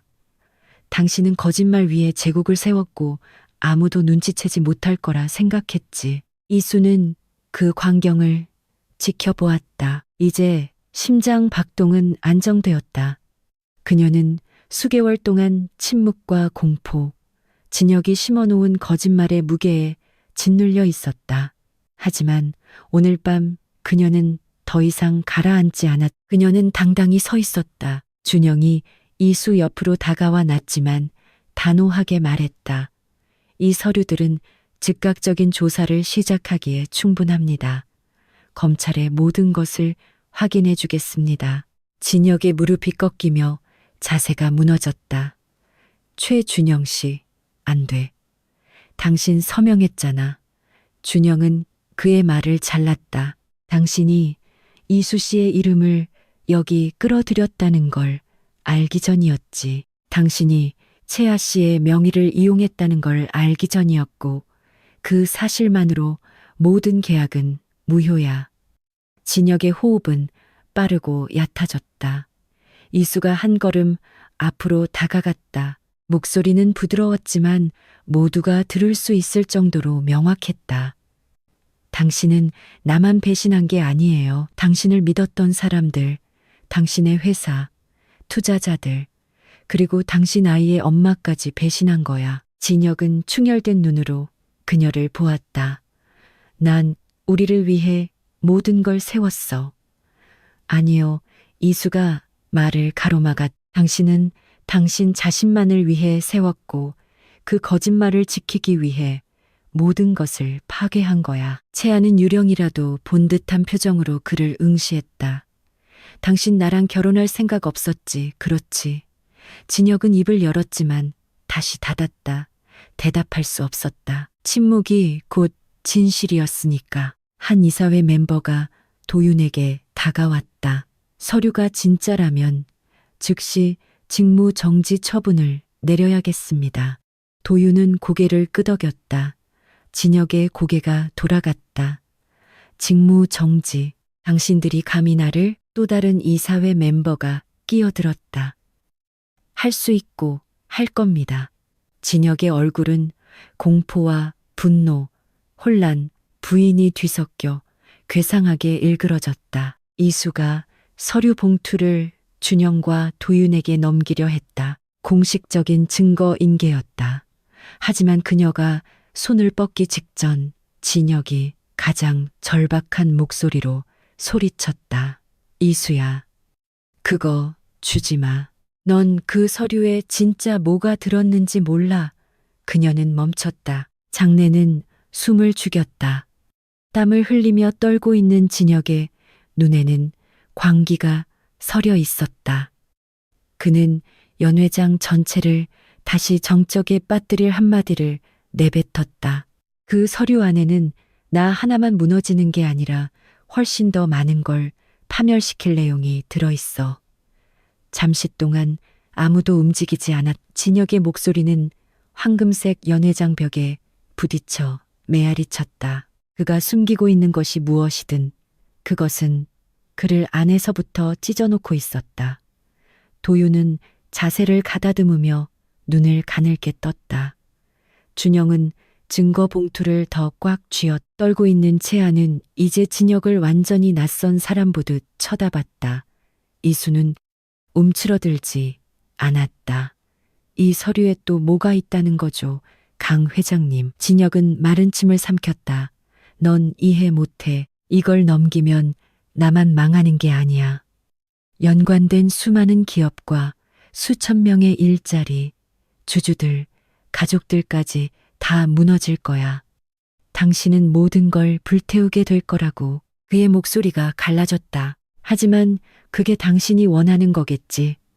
이수는 이를 악물었다. 난 누구도 다치는 걸 원하지 않아요. 난 진실을 원할 뿐이죠. 진혁은 격렬하게 고개를 저었다. 진실 같은 소리 하고 있네. 이건 너나 나보다 훨씬 큰 문제야. 이게 유출되면 검찰 조사는 나에게서 멈추지 않을 거야. 확장 사업과 연결된 모든 파트너십, 모든 계약, 모든 회사를 다 파헤치게 될 거라고. 무거운 침묵이 흘렀다. 몇몇 투자자들의 얼굴이 하얗게 질렸다. 한 여자가 속삭였다. 우리 회사도 해강그룹 전망치에 묶여 있는데. 옆이 남자가 중얼거렸. 검찰이 그 문을 열면 우리도 끝장이야. 진혁은 사람들의 패닉을 감지하고 그것을 붙잡았다. 절박함이 그의 목소리를 다시 키웠다. 저 여자는 복수를 원하는 것뿐입니다. 자기가 누구를 끌어내리는지는 관심도 없다고요. 이수는 호흡을 가다듬었다. 그렇게 여파가 걱정되었다면 왜 처음부터 서류를 조작했나요? 진혁은 매를 맞은 듯 주춤했다. 나도 선택의 여지가 없었어. 준영이 쏘아붙였다. 범죄를 저지르기 전에는 누구나 선택권이 있는 법입니다. 아니, 진혁이 지저대듯 소리쳤다. 다른 누군가가 뒤에서 조종하고 있을 때는 아니지. 군중이 다시 술렁였. 도윤이 미간을 찌푸렸다. 그게 무슨 뜻입니까? 진혁은 누군가 지켜보고 있다는 듯이 두려운 눈빛으로 주위를 살폈다. 내가 이 모든 걸 혼자 꾸몄다고 생각하나? 이수는 진혁의 시선을 따라 연 회장 오른쪽 테이블을 향했다. 그곳에는 네이비색 수트를 입은 한 남자가 팔짱을 낀 채 무표정하게 앉아 있었. 그는 지금까지 거의 보이지 않을 정도로 조용히 존재감을 숨기고 있었다. 도윤도 진혁의 시선을 따라갔다. 저 사람, 서희수가 속삭였다. 민석훈 회장, 민석훈 홀딩스의 회장이자 진혁의 마쿠 투자자였던 인물. 그는 마음만 먹으면 서울의 어떤 스캔들도 콘크리트 아래 묻어버릴 수 있는 막강한 권력자였다. 석훈의 눈이 이수와 마주쳤. 차갑고 계산적이며 미동조차 없었다. 진혁의 목소리는 이제 발작적인 속삭임으로 변했다. 그 사람이 자산 이체를 강요했어. 수치를 부풀리지 않으면 확장 사업에서 모든 자금을 빼버리겠다고 협박했다고. 난 안 된다고 했어. 감사가 들어올 거라고 경고했단 말이야. 민석훈이 손목 단추를 만지기 위해 손가락 하나를 까딱였다. 그 동작은 작았지만 위협적이었다. 진혁은 쫓기는 짐승처럼 움찔했다. 이수는 석훈을 바라보았다. 충격이 그녀를 덮쳤다. 그녀는 진혁이 오직 자신의 이기심과 탐욕, 오만함 때문에 움직였다고만 생각했다. 하지만 이것은 훨씬 더 거대했다. 그녀가 전혀 보지 못했던 거대한 거미줄이었. 마침내 민석훈이 입을 열었다. 목소리는 유리처럼 매끄러웠다. 강 회장님, 다음 말을 선택할 때 아주 신중하셔야 할 겁니다. 연 회장은 다시 정적에 휩싸였. 진혁은 뒷걸음질 쳤. 오늘 밤 나를 협박할 생각 마. 당신 때문에 내가 얼마나 위험을 감수했는지 알잖아. 석훈은 눈 하나 깜빡이지 않았다. 당신은 독단적으로 행동했습니다. 내가 당신의 결정에 영향을 주었다는 주장은 모두 명예훼손으로 간주될 겁니다. 채아는 무대 옆에서 부들부들 떨고 있었다. 준영이 낮게 읊조렸다. 전형적인 꼬리 자르기군. 자신을 구하려고 선을 긋고 있어. 도윤이 차갑게 맞받았다. 소용없을 겁니다. 오늘 밤만큼은. 하지만 진혁은 이미 무너져 있었다. 당신이 이체하라고 요구했잖아.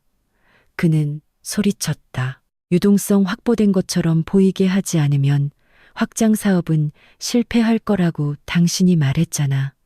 자금을 해외 계좌에 숨기라고 시킨 것도 당신이잖아. 경악이 연 회장의 파도처럼 밀려왔. 민석훈의 턱 근육이 아주 미세하게 떨렸다. 그가 보여줄 수 있는 유일한 감정적 동요였다. 그만 말하는 게 좋을 겁니다. 강 회장님. 본인을 위해서 말이죠. 진혁은 히스테리 섞인 웃음을 터뜨렸다. 날 위해서? 당신은 나를 이용했어. 내가 이수 씨를 이용했던 것처럼 당신도 내 회사를 이용한 거잖아.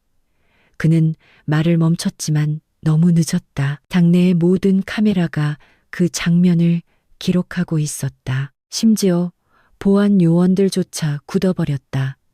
이수는 석훈을 응시했다. 처음으로 그의 눈에서 무언가 반짝이는 것을 보았다. 두려움은 아니었지만 계산이었. 그는 진혁이 이토록 완벽하게 무너질 줄은 몰랐던 것이다. 자신의 이름이 이런 공개적인 스캔들의 중심에 끌려 나올 줄도 몰랐을 테고. 이수는 깨달았. 민석훈도 무적은 아니었. 그도 구석에 몰렸다. 도윤이 석훈을 향해 다가갔다.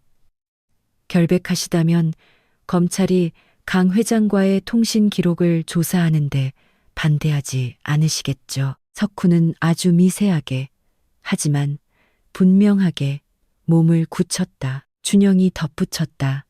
당신의 자회사들과 연결된 해외 계좌들도 말이죠. 이사회 멤버들이 불안한 시선을 교환했다. 진혁은 떨리는 손으로 석훈을 가리켰다. 혼자 살겠다고? 좋아. 하지만 난 메시지 다 가지고 있어. 전부 저장해뒀다고. 당신이 나를 버릴 줄 알고 증거를 남겨뒀단 말이야. 민석훈은 천천히 숨을 내뱉었. 가진 게 있다면 혼자 간직하는 게 좋을 겁니다. 나를 끌어내린다고 당신이 구원받지는 못하니까요. 진혁이 허탈하게 웃었다. 오, 난 이미 가라앉고 있어. 하지만 당신도 같이 데려갈 거야. 이수는 두 남자를 지켜보았다. 한 명은 해체되고 있었고 한 명은 팽팽한 전선처럼 내면을 조이고 있었다. 그녀는 마침내 자신이 휘말린 부패의 전체 규모를 이해했다.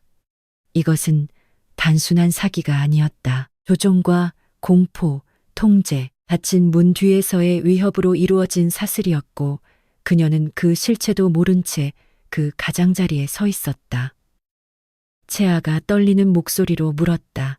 이제 어떻게 되는 거예요? 하지만 이수가 대답하기도 전에, 도윤이나 준영이 나서기도 전에, 보안 요원들이 상황을 정리하기도 전에 민석훈이 천천히, 그리고 아주 의도적으로 정장 주머니에 손을 넣었다. 몇몇 손님이 본능적으로 뒤로 물러나며 비명을 질렀지만 그는 위험한 것을 꺼내려던 것이 아니었. 그는 휴대폰을 꺼내 한번 스크롤하더니 아주 차갑고 작은 미소를 띤 채 오늘 밤의 향방을 완전히 바꿀단 한 통의 전화를 걸었. 민석훈은 이보다 훨씬 더 큰 폭풍 속에서도 살아남은 남자 특유의 침착함으로 휴대폰을 들었다. 서두르지도 당황하지도 않았다. 그는 그저 휴대폰을 귀에 대고 군중으로부터 살짝 몸을 돌려 마치 일상적인 업무 통화를 하듯 행동했다. 하지만 연 회장의 모든 이는 알았다. 이것은 결코 평범한 통화가 아니라는 것을. 시장을 움직이고 스캔들을 잠재우며 누군가의 인생을 파멸시킬 수 있는 그런 종류의 통화였다. 프로토콜 실행에. 민석훈이 조용히 말했다. 단 3마디였지만 그 무게감에 장내가 서늘해졌. 진혁의 얼굴이 하얗게 질렸다. 안 돼, 민 회장님. 그러지 마세요. 제발.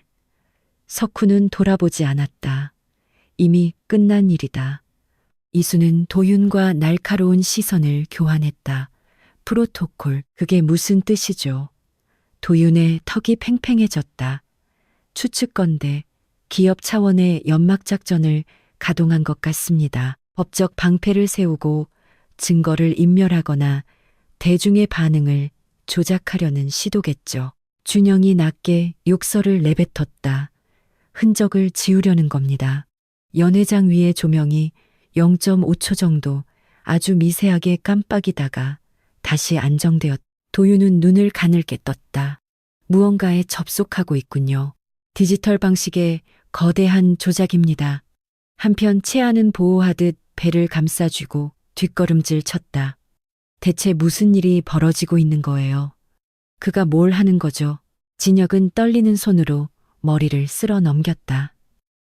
기록을 지우려는 거야. 서버를 닦아버리면 이수가 가진 서류가 유일한 사본이 될지도 몰라. 준영이 서류 봉투를 가슴에 꼭 붙였다. 그렇다면 결코 성공하게 두지 않겠습니다. 하지만 석훈은 아직 끝나지 않았다. 그는 통화를 마치고 다시 사람들을 향해 돌아섰다. 표정은 차분하고 절제되어 있었으며 완벽하게 여유로워 보였다. 강 회장님, 그가 말했다. 당신에게 진술을 수정할 기회를 한 번 더 주겠습니다.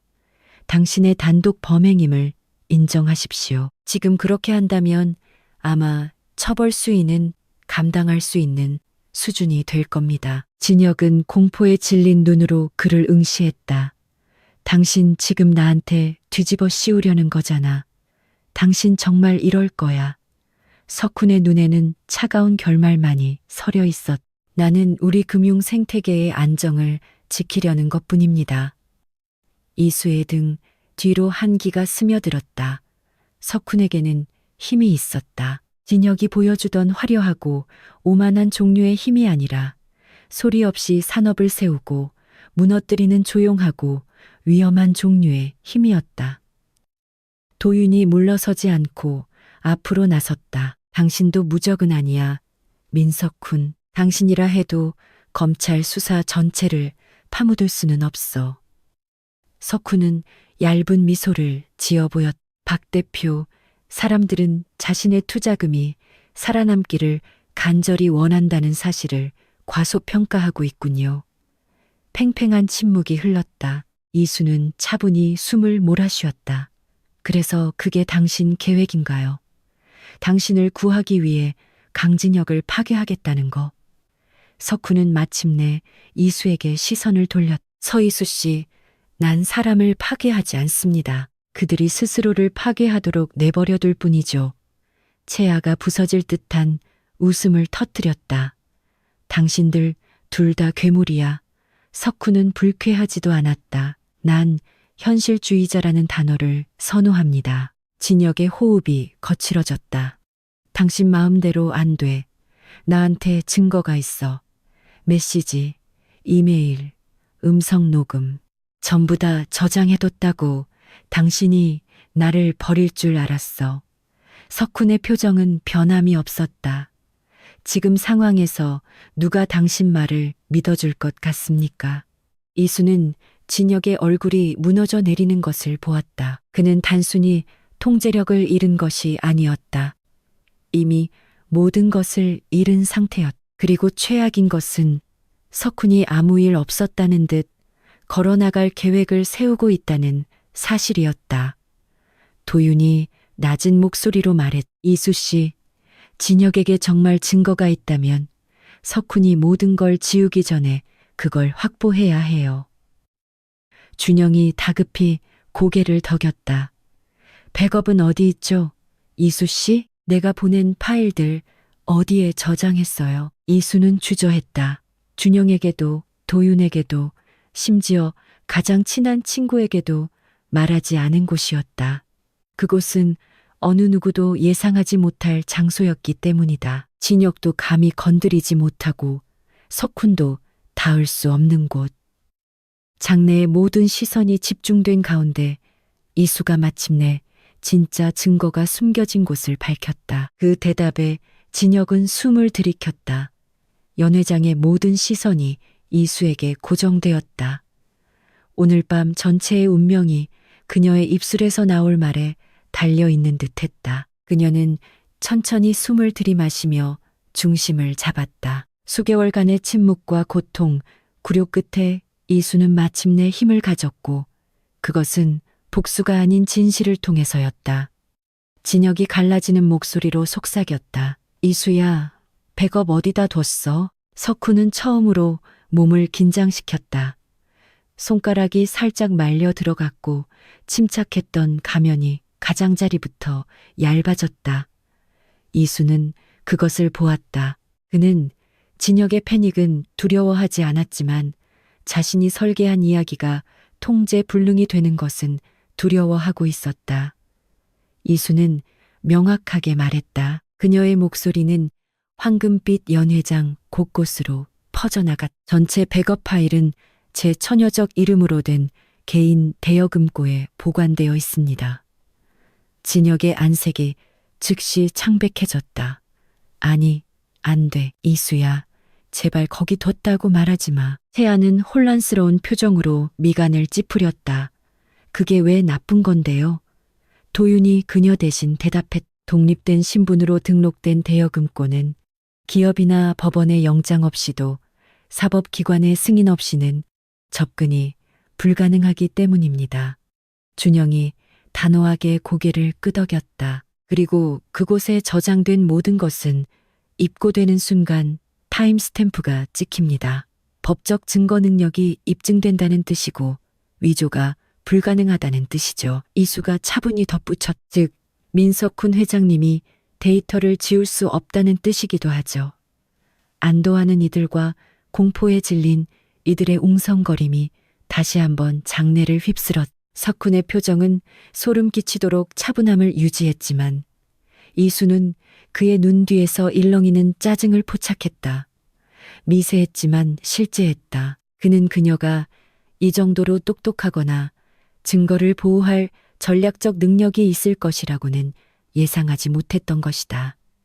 서희수 씨, 그가 매끄럽게 말했. 그 정보를 공개하는 것이 광범위한 피해를 줄 수 있다는 것을 이해하셔야 할 겁니다.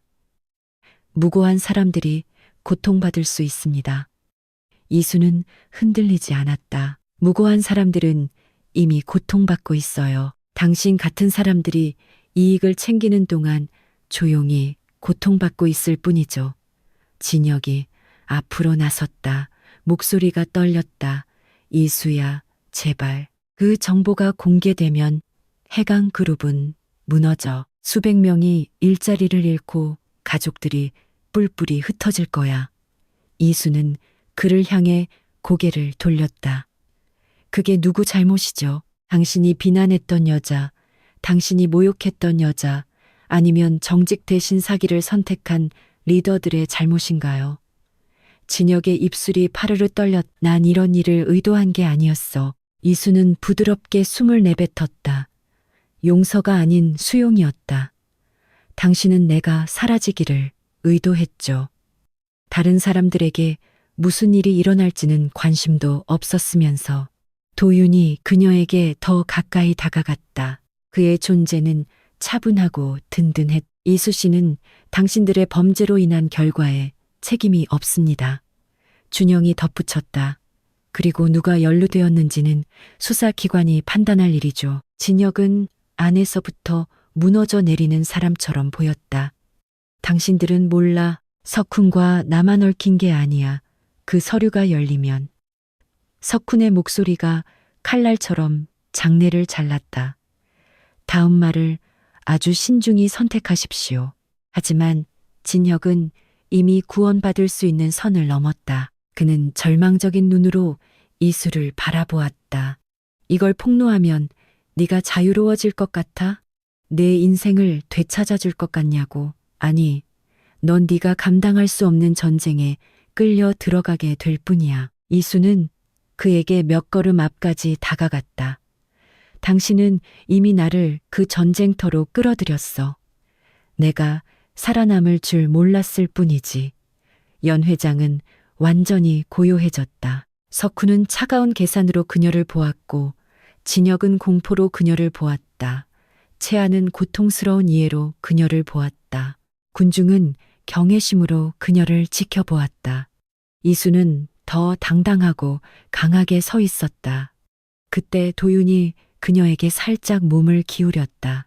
목소리는 낮았지만 가까운 손님들이 들을 수 있을 만큼 분명했다. 이수 씨, 이제 때가 됐습니다. 서류 봉투를 준영 씨에게 넘기세요.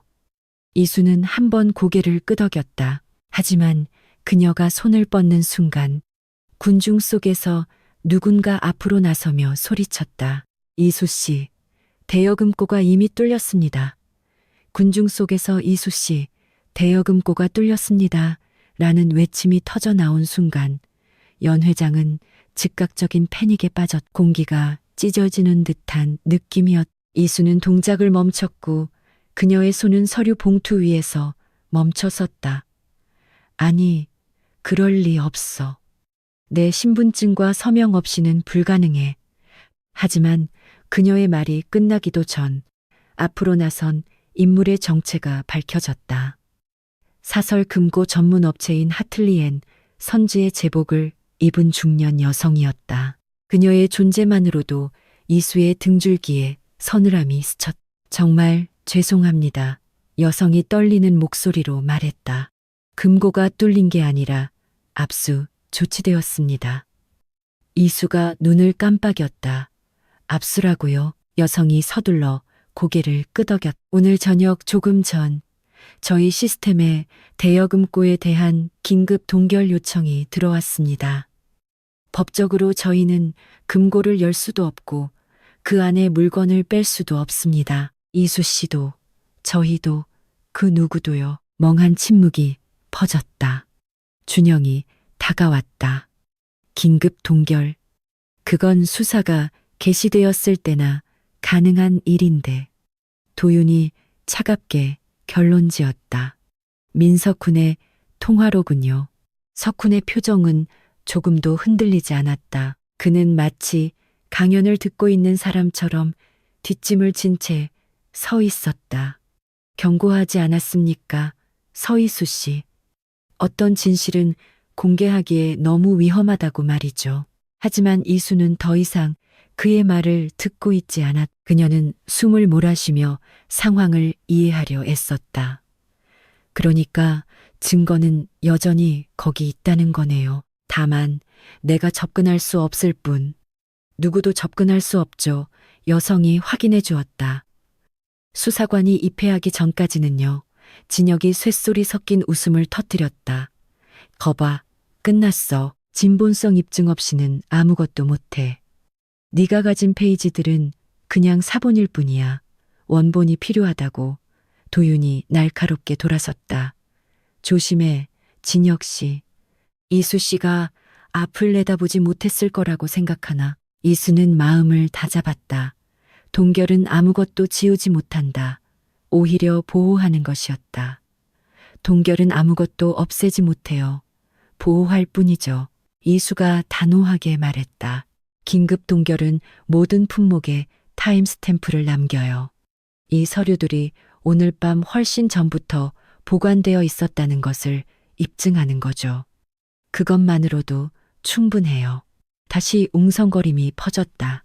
누군가는 공포를, 누군가는 안도를, 누군가는 경탄을 표했다. 하지만 석훈은 여전히 동요하지 않았다. 그렇다 해도 서희수 씨, 당신은 오늘 밤 이해할 수 있는 것보다 더 큰 혼란을 일으켰습니다. 내일 아침이면 해강그룹의 주가는 폭락할 겁니다. 회사가 무너지면 수천 명의 사람이 당신을 탓하겠죠. 사기를 저지른 건 내가 아니에요. 이수가 대답했다. 석훈의 목소리가 굳어졌다. 패닉이 시작되면 진실 따위는 중요하지 않게 됩니다. 진혁이 절박하게 고개를 끄덕였다. 민 회장님 말이 맞아. 너도 나랑 같이 진흙탕에 처박히는 거야. 사람들이 네가 확장 사업을 불안정하게 만들었다고, 회사를 파괴했다고 말할 거라고. 네가 이 스캔들의 얼굴이 될 거야. 하지만 이수는 움츠러들지 않았다. 당신은 수개월 동안 나를 거짓말의 얼굴로 만들었죠. 사람들이 마침내 진실을 보게 된다면 그건 내 짐이 아니에요. 정이죠. 준영이 덧붙였다. 그리고 이수 씨는 혼자가 아닙니다. 내가 증언할 거고 모든 보고서를 넘길 겁니다. 나도 안전한 백업본을 가지고 있으니까요. 석훈의 눈이 가늘어졌다. 당신 증거를 빼돌렸나? 준영은 눈 하나 깜빡이지 않았다. 전 제 직업에 충실했을 뿐입니다. 장래의 기류가 즉각적으로 바뀌었다. 오늘 밤이 시작된 이후 처음으로 석훈의 눈에 두려움이 스쳤. 이수는 서류 봉투를 꽉 쥐며 내뱉었다. 이건 오늘 밤으로 끝납니다. 이제 수사기관이 처리할 거예요.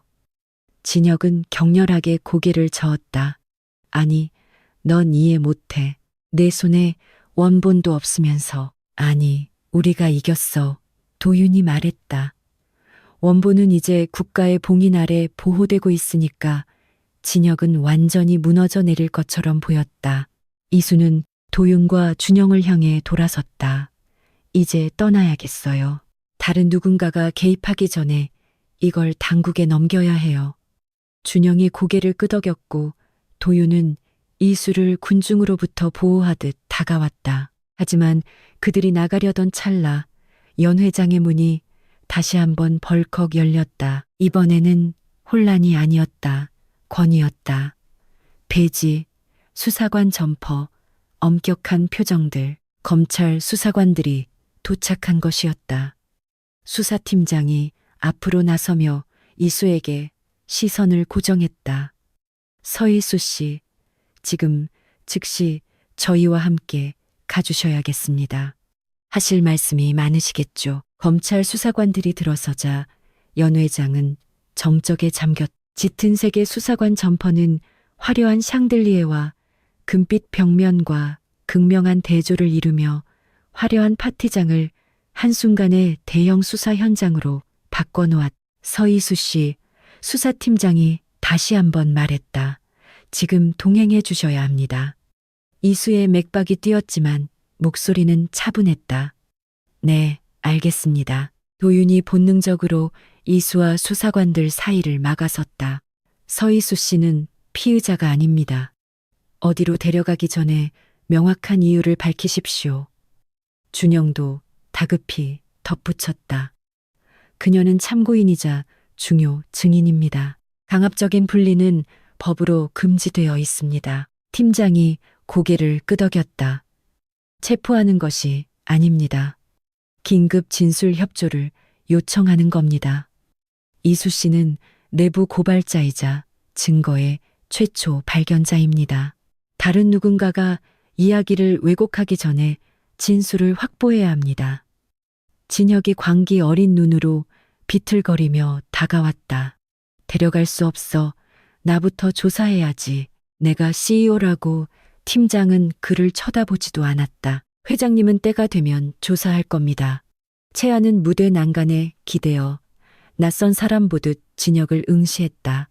저 사람들이 당신을 먼저 데려가지 않는 건 당신이 유죄라고 생각하기 때문이야. 그녀가 속삭였다. 이수 씨를 먼저 데려가는 건 그녀가 진실을 말하고 있기 때문이고 진혁은 얼어붙었다. 팀장이 다시 이수를 향해 돌아섰. 이수 씨, 소지하신 문서를 저희가 확보해야 합니다. 이수는 서류 봉투를 더 꽉 쥐었다. 이건 담당 검사에게 직접 넘기기 전까지는 제 손을 떠나지 않을 겁니다. 그 담당 검사가 지금 밖에서 기다리고 있습니다. 팀장이 침착하게 대답했다. 이수는 주저했. 두려움이 아니라 본능이었. 그녀는 수개월 동안 배신당하고 침묵당하며 구석으로 몰려왔다. 다시 혼자 다른 방으로 들어가는 것은 또 다른 미지의 세계로 발을 들이는 기분이었. 도윤이 그것을 눈치채고 그녀에게 다가갔. 이수 씨, 혼자 할 필요 없습니다. 대리인을 요청하세요. 당신의 권리를 사용하세요.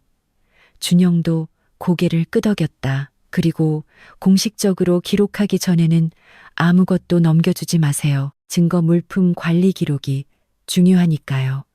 팀장은 의외로 인내심 있게 지켜보더니 말했다. 서희수 씨, 참고인 보호를 위해 동행할 지인 한 명을 선택하실 수 있습니다. 이수는 눈을 깜빡였. 그런 배려는 예상치 못한 일이었다. 진혁이 즉시 앞으로 나섰다. 나를 데려가. 내가 다 설명할 수 있어. 이수는 그를 쳐다보지도 않았다. 그녀의 눈은 이미 도윤을 향하고 있었다. 하지만 그녀가 입을 열기도 전 채아가 속삭였다. 박 대표님을 데려가요. 이 방에서 유일하게 당신을 이용하려 하지 않은 사람이니까. 처음으로 오늘 밤 이수는 채아의 눈에서 맑은 빛을 보았다. 순수함은 아니었지만 마침내 진실을 마주한 사람의 부서진 깨달음이었다. 이수는 채아에게 부드럽게 고개를 끄덕이고 수사관을 향해 돌아섰다. 박도윤 대표님과 동행하겠습니다. 진혁의 얼굴이 무너져 내렸다. 이수야, 제발. 이게 무슨 의미인지 알잖아. 저 사람과 같이 가면 사람들이. 이수는 그가 더 이상 알아보지 못할 정도로 차분하게 그의 말을 잘랐다. 사람들은 이미 당신이 말하라고 시킨 모든 것을 믿고 있어요. 팀장이 문 쪽을 가리켰. 이쪽입니다. 서이수 씨. 군중이 길을 터주자 이수는 도윤과 함께 연회장을 걸어 나갔다. 카메라 플래시가 번개처럼 터졌고 기자들이 질문을 쏟아냈. 채아는 무대에 기대어 조용히 눈물을 흘렸. 진혁을 위해서가 아니라 마침내 산산조각난 자신의 환상을 위해서였다. 진혁은 자신의 제국이 몰락하는 가운데 무릎을 꿇고 주저앉았. 문 입구에서 팀장이 이수에게 몸을 기울였다. 서이수 씨, 가기 전에 알려드려야 할 게 있습니다. 대여금고에 대한 동결 조치가 내려진 건 저희가 오늘 발견한 것 때문입니다. 이수의 몸이 경직되었. 발견한 것이라니요? 팀장이 고개를 끄덕였다. 네, 오늘 아침 저희 사무실로 익명의 제보자가 보낸 이수 씨가 가진 것과 동일한 증거 사본 한 세트를 발견했습니다. 도윤의 눈이 커졌. 익명이라니. 누가? 이수의 숨이 막혔다. 깨달음이 번개처럼 그녀를 스쳤다. 누군가 또 알고 있었던 것이다. 누군가 그녀를 보호하고 있었다. 이 방에 없는 누군가가. 팀장이 덧붙였다. 제보자는 해강그룹 내부 인사로 추정됩니다. 이수의 심장이 요동쳤다. 내부 인사, 누구지? 왜? 팀장이 말을 이었다. 이수 씨, 제보자가 노트를 남겼는데 거기에 이수 씨의 이름이 적혀 있었습니다. 연회장 박복도는 조용했지만 이수는 여전히 등 뒤에서 들려오는 혼란의 메아리를 들을 수 있었다. 진혁의 제국이 무너지는 소리, 상류층의 경악 어린 소리, 그리고 수년간의 치밀한 거짓말을 뚫고 마침내 진실이 터져 나오는 소리였. 검찰 수사관은 밀봉된 봉투를 들고 서 있었다. 이게 그 노트입니다. 수사관이 이수 1515를 열었다. 1515하겠습니다. 15심이다. 시망설이다. 봉투를 열었다. 그 안에 필체는 깔끔하고 신중했으며 아플 정도로 익숙했다. 이수 씨, 그가 당신을 파괴하게 둘 수 없었습니다. 당신은 그가 만들려고 했던 그런 사람이 아니니까요. 당신이 전혀 몰랐던 친구로부터. 이수는 숨을 들이켰. 너무 놀라웠. 도윤이 곁으로 다가왔다. 누구 필체인지 알겠습니까? 이수는 천천히 고개를 끄덕였다. 네, 강진혁의 전비서 실장이었던 지원 씨예요. 준영의 눈썹이 올라갔. 이혼 소송이 끝나자마자 사표 냈던 그분이군요. 이수가 다시 고개를 끄덕였다. 지원 씨는 모든 걸 보고 있었어요. 한때 내게 경고하려 했지만 난 이해하지 못했죠. 그냥 나를 위로하는 줄로만 알았어요. 그녀가 증거를 가지고 있었을 줄은 몰랐네요. 수사관이 수첩을 덮었다.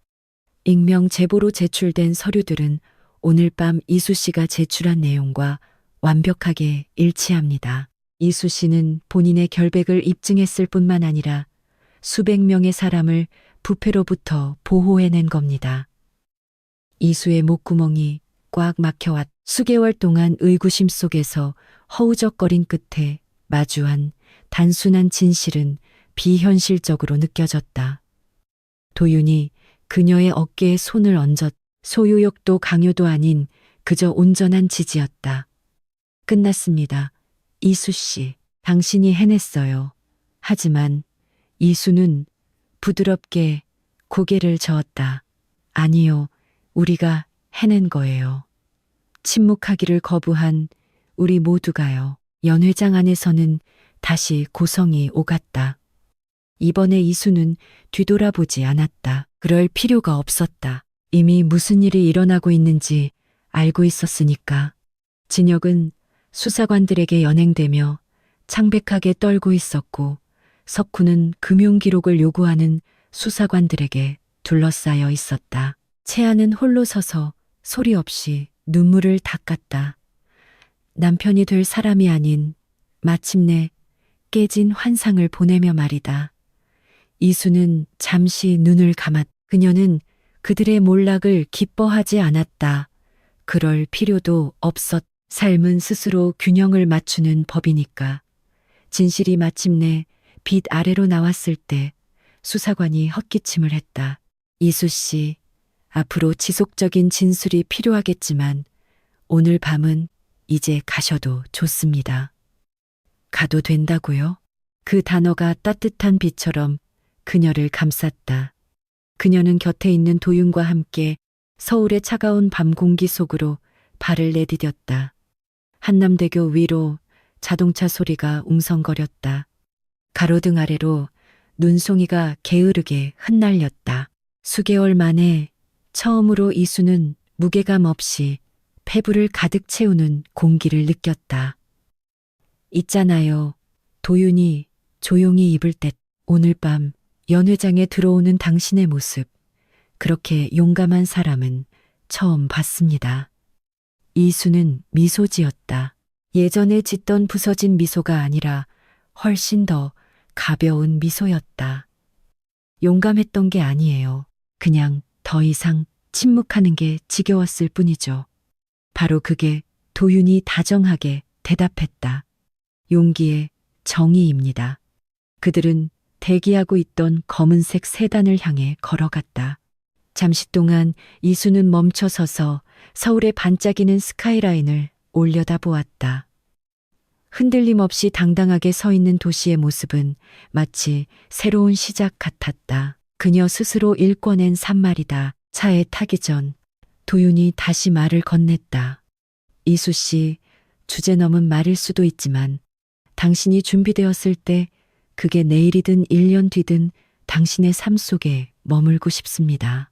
당신에게 무언가를 원하는 사람이 아니라 당신을 믿는 사람으로서요. 이수는 성급하게 대답하지 않았다. 그럴 필요가 없었기 때문이다. 대신 그녀는 고요한 확신을 담아 그의 눈을 응시했다. 그럼 머물러 주세요. 그녀가 부드럽게 말했다. 있는 그대로의 모습으로요. 그녀의 뒤에서 해강 그룹은 무너져 내리고 있었다. 그녀의 앞에는 새로운 장이 열리고 있었. 깨끗하고 정직하며 오로지 그녀만의 것인 미래였다.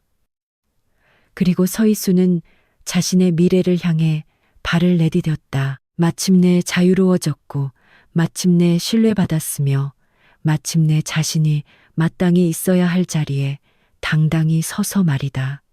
이야기가 끝이 났네요. 지금까지 함께 해주셔서 정말 기쁩니다.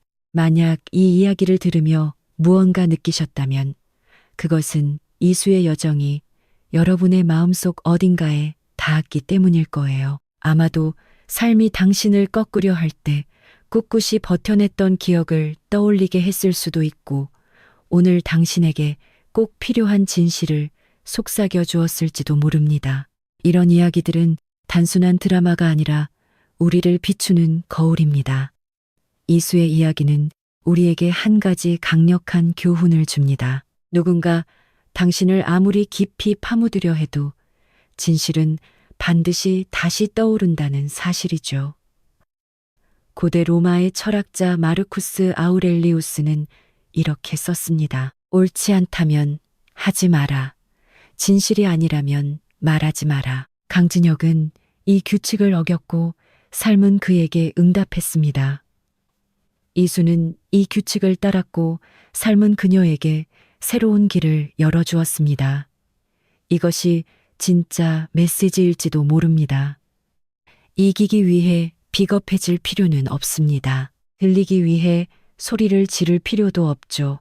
그저 고통스러운 순간에도 진실함을 잃지 않으면 됩니다. 만약 이 이야기가 당신의 마음을 움직였다면 혹은 작은 힘이라도 되었다면 이 채널을 기억해 주세요. 당신은 혼자가 아니며 다음 이야기에서도 저는 이곳에서 당신을 기다리고 있겠습니다.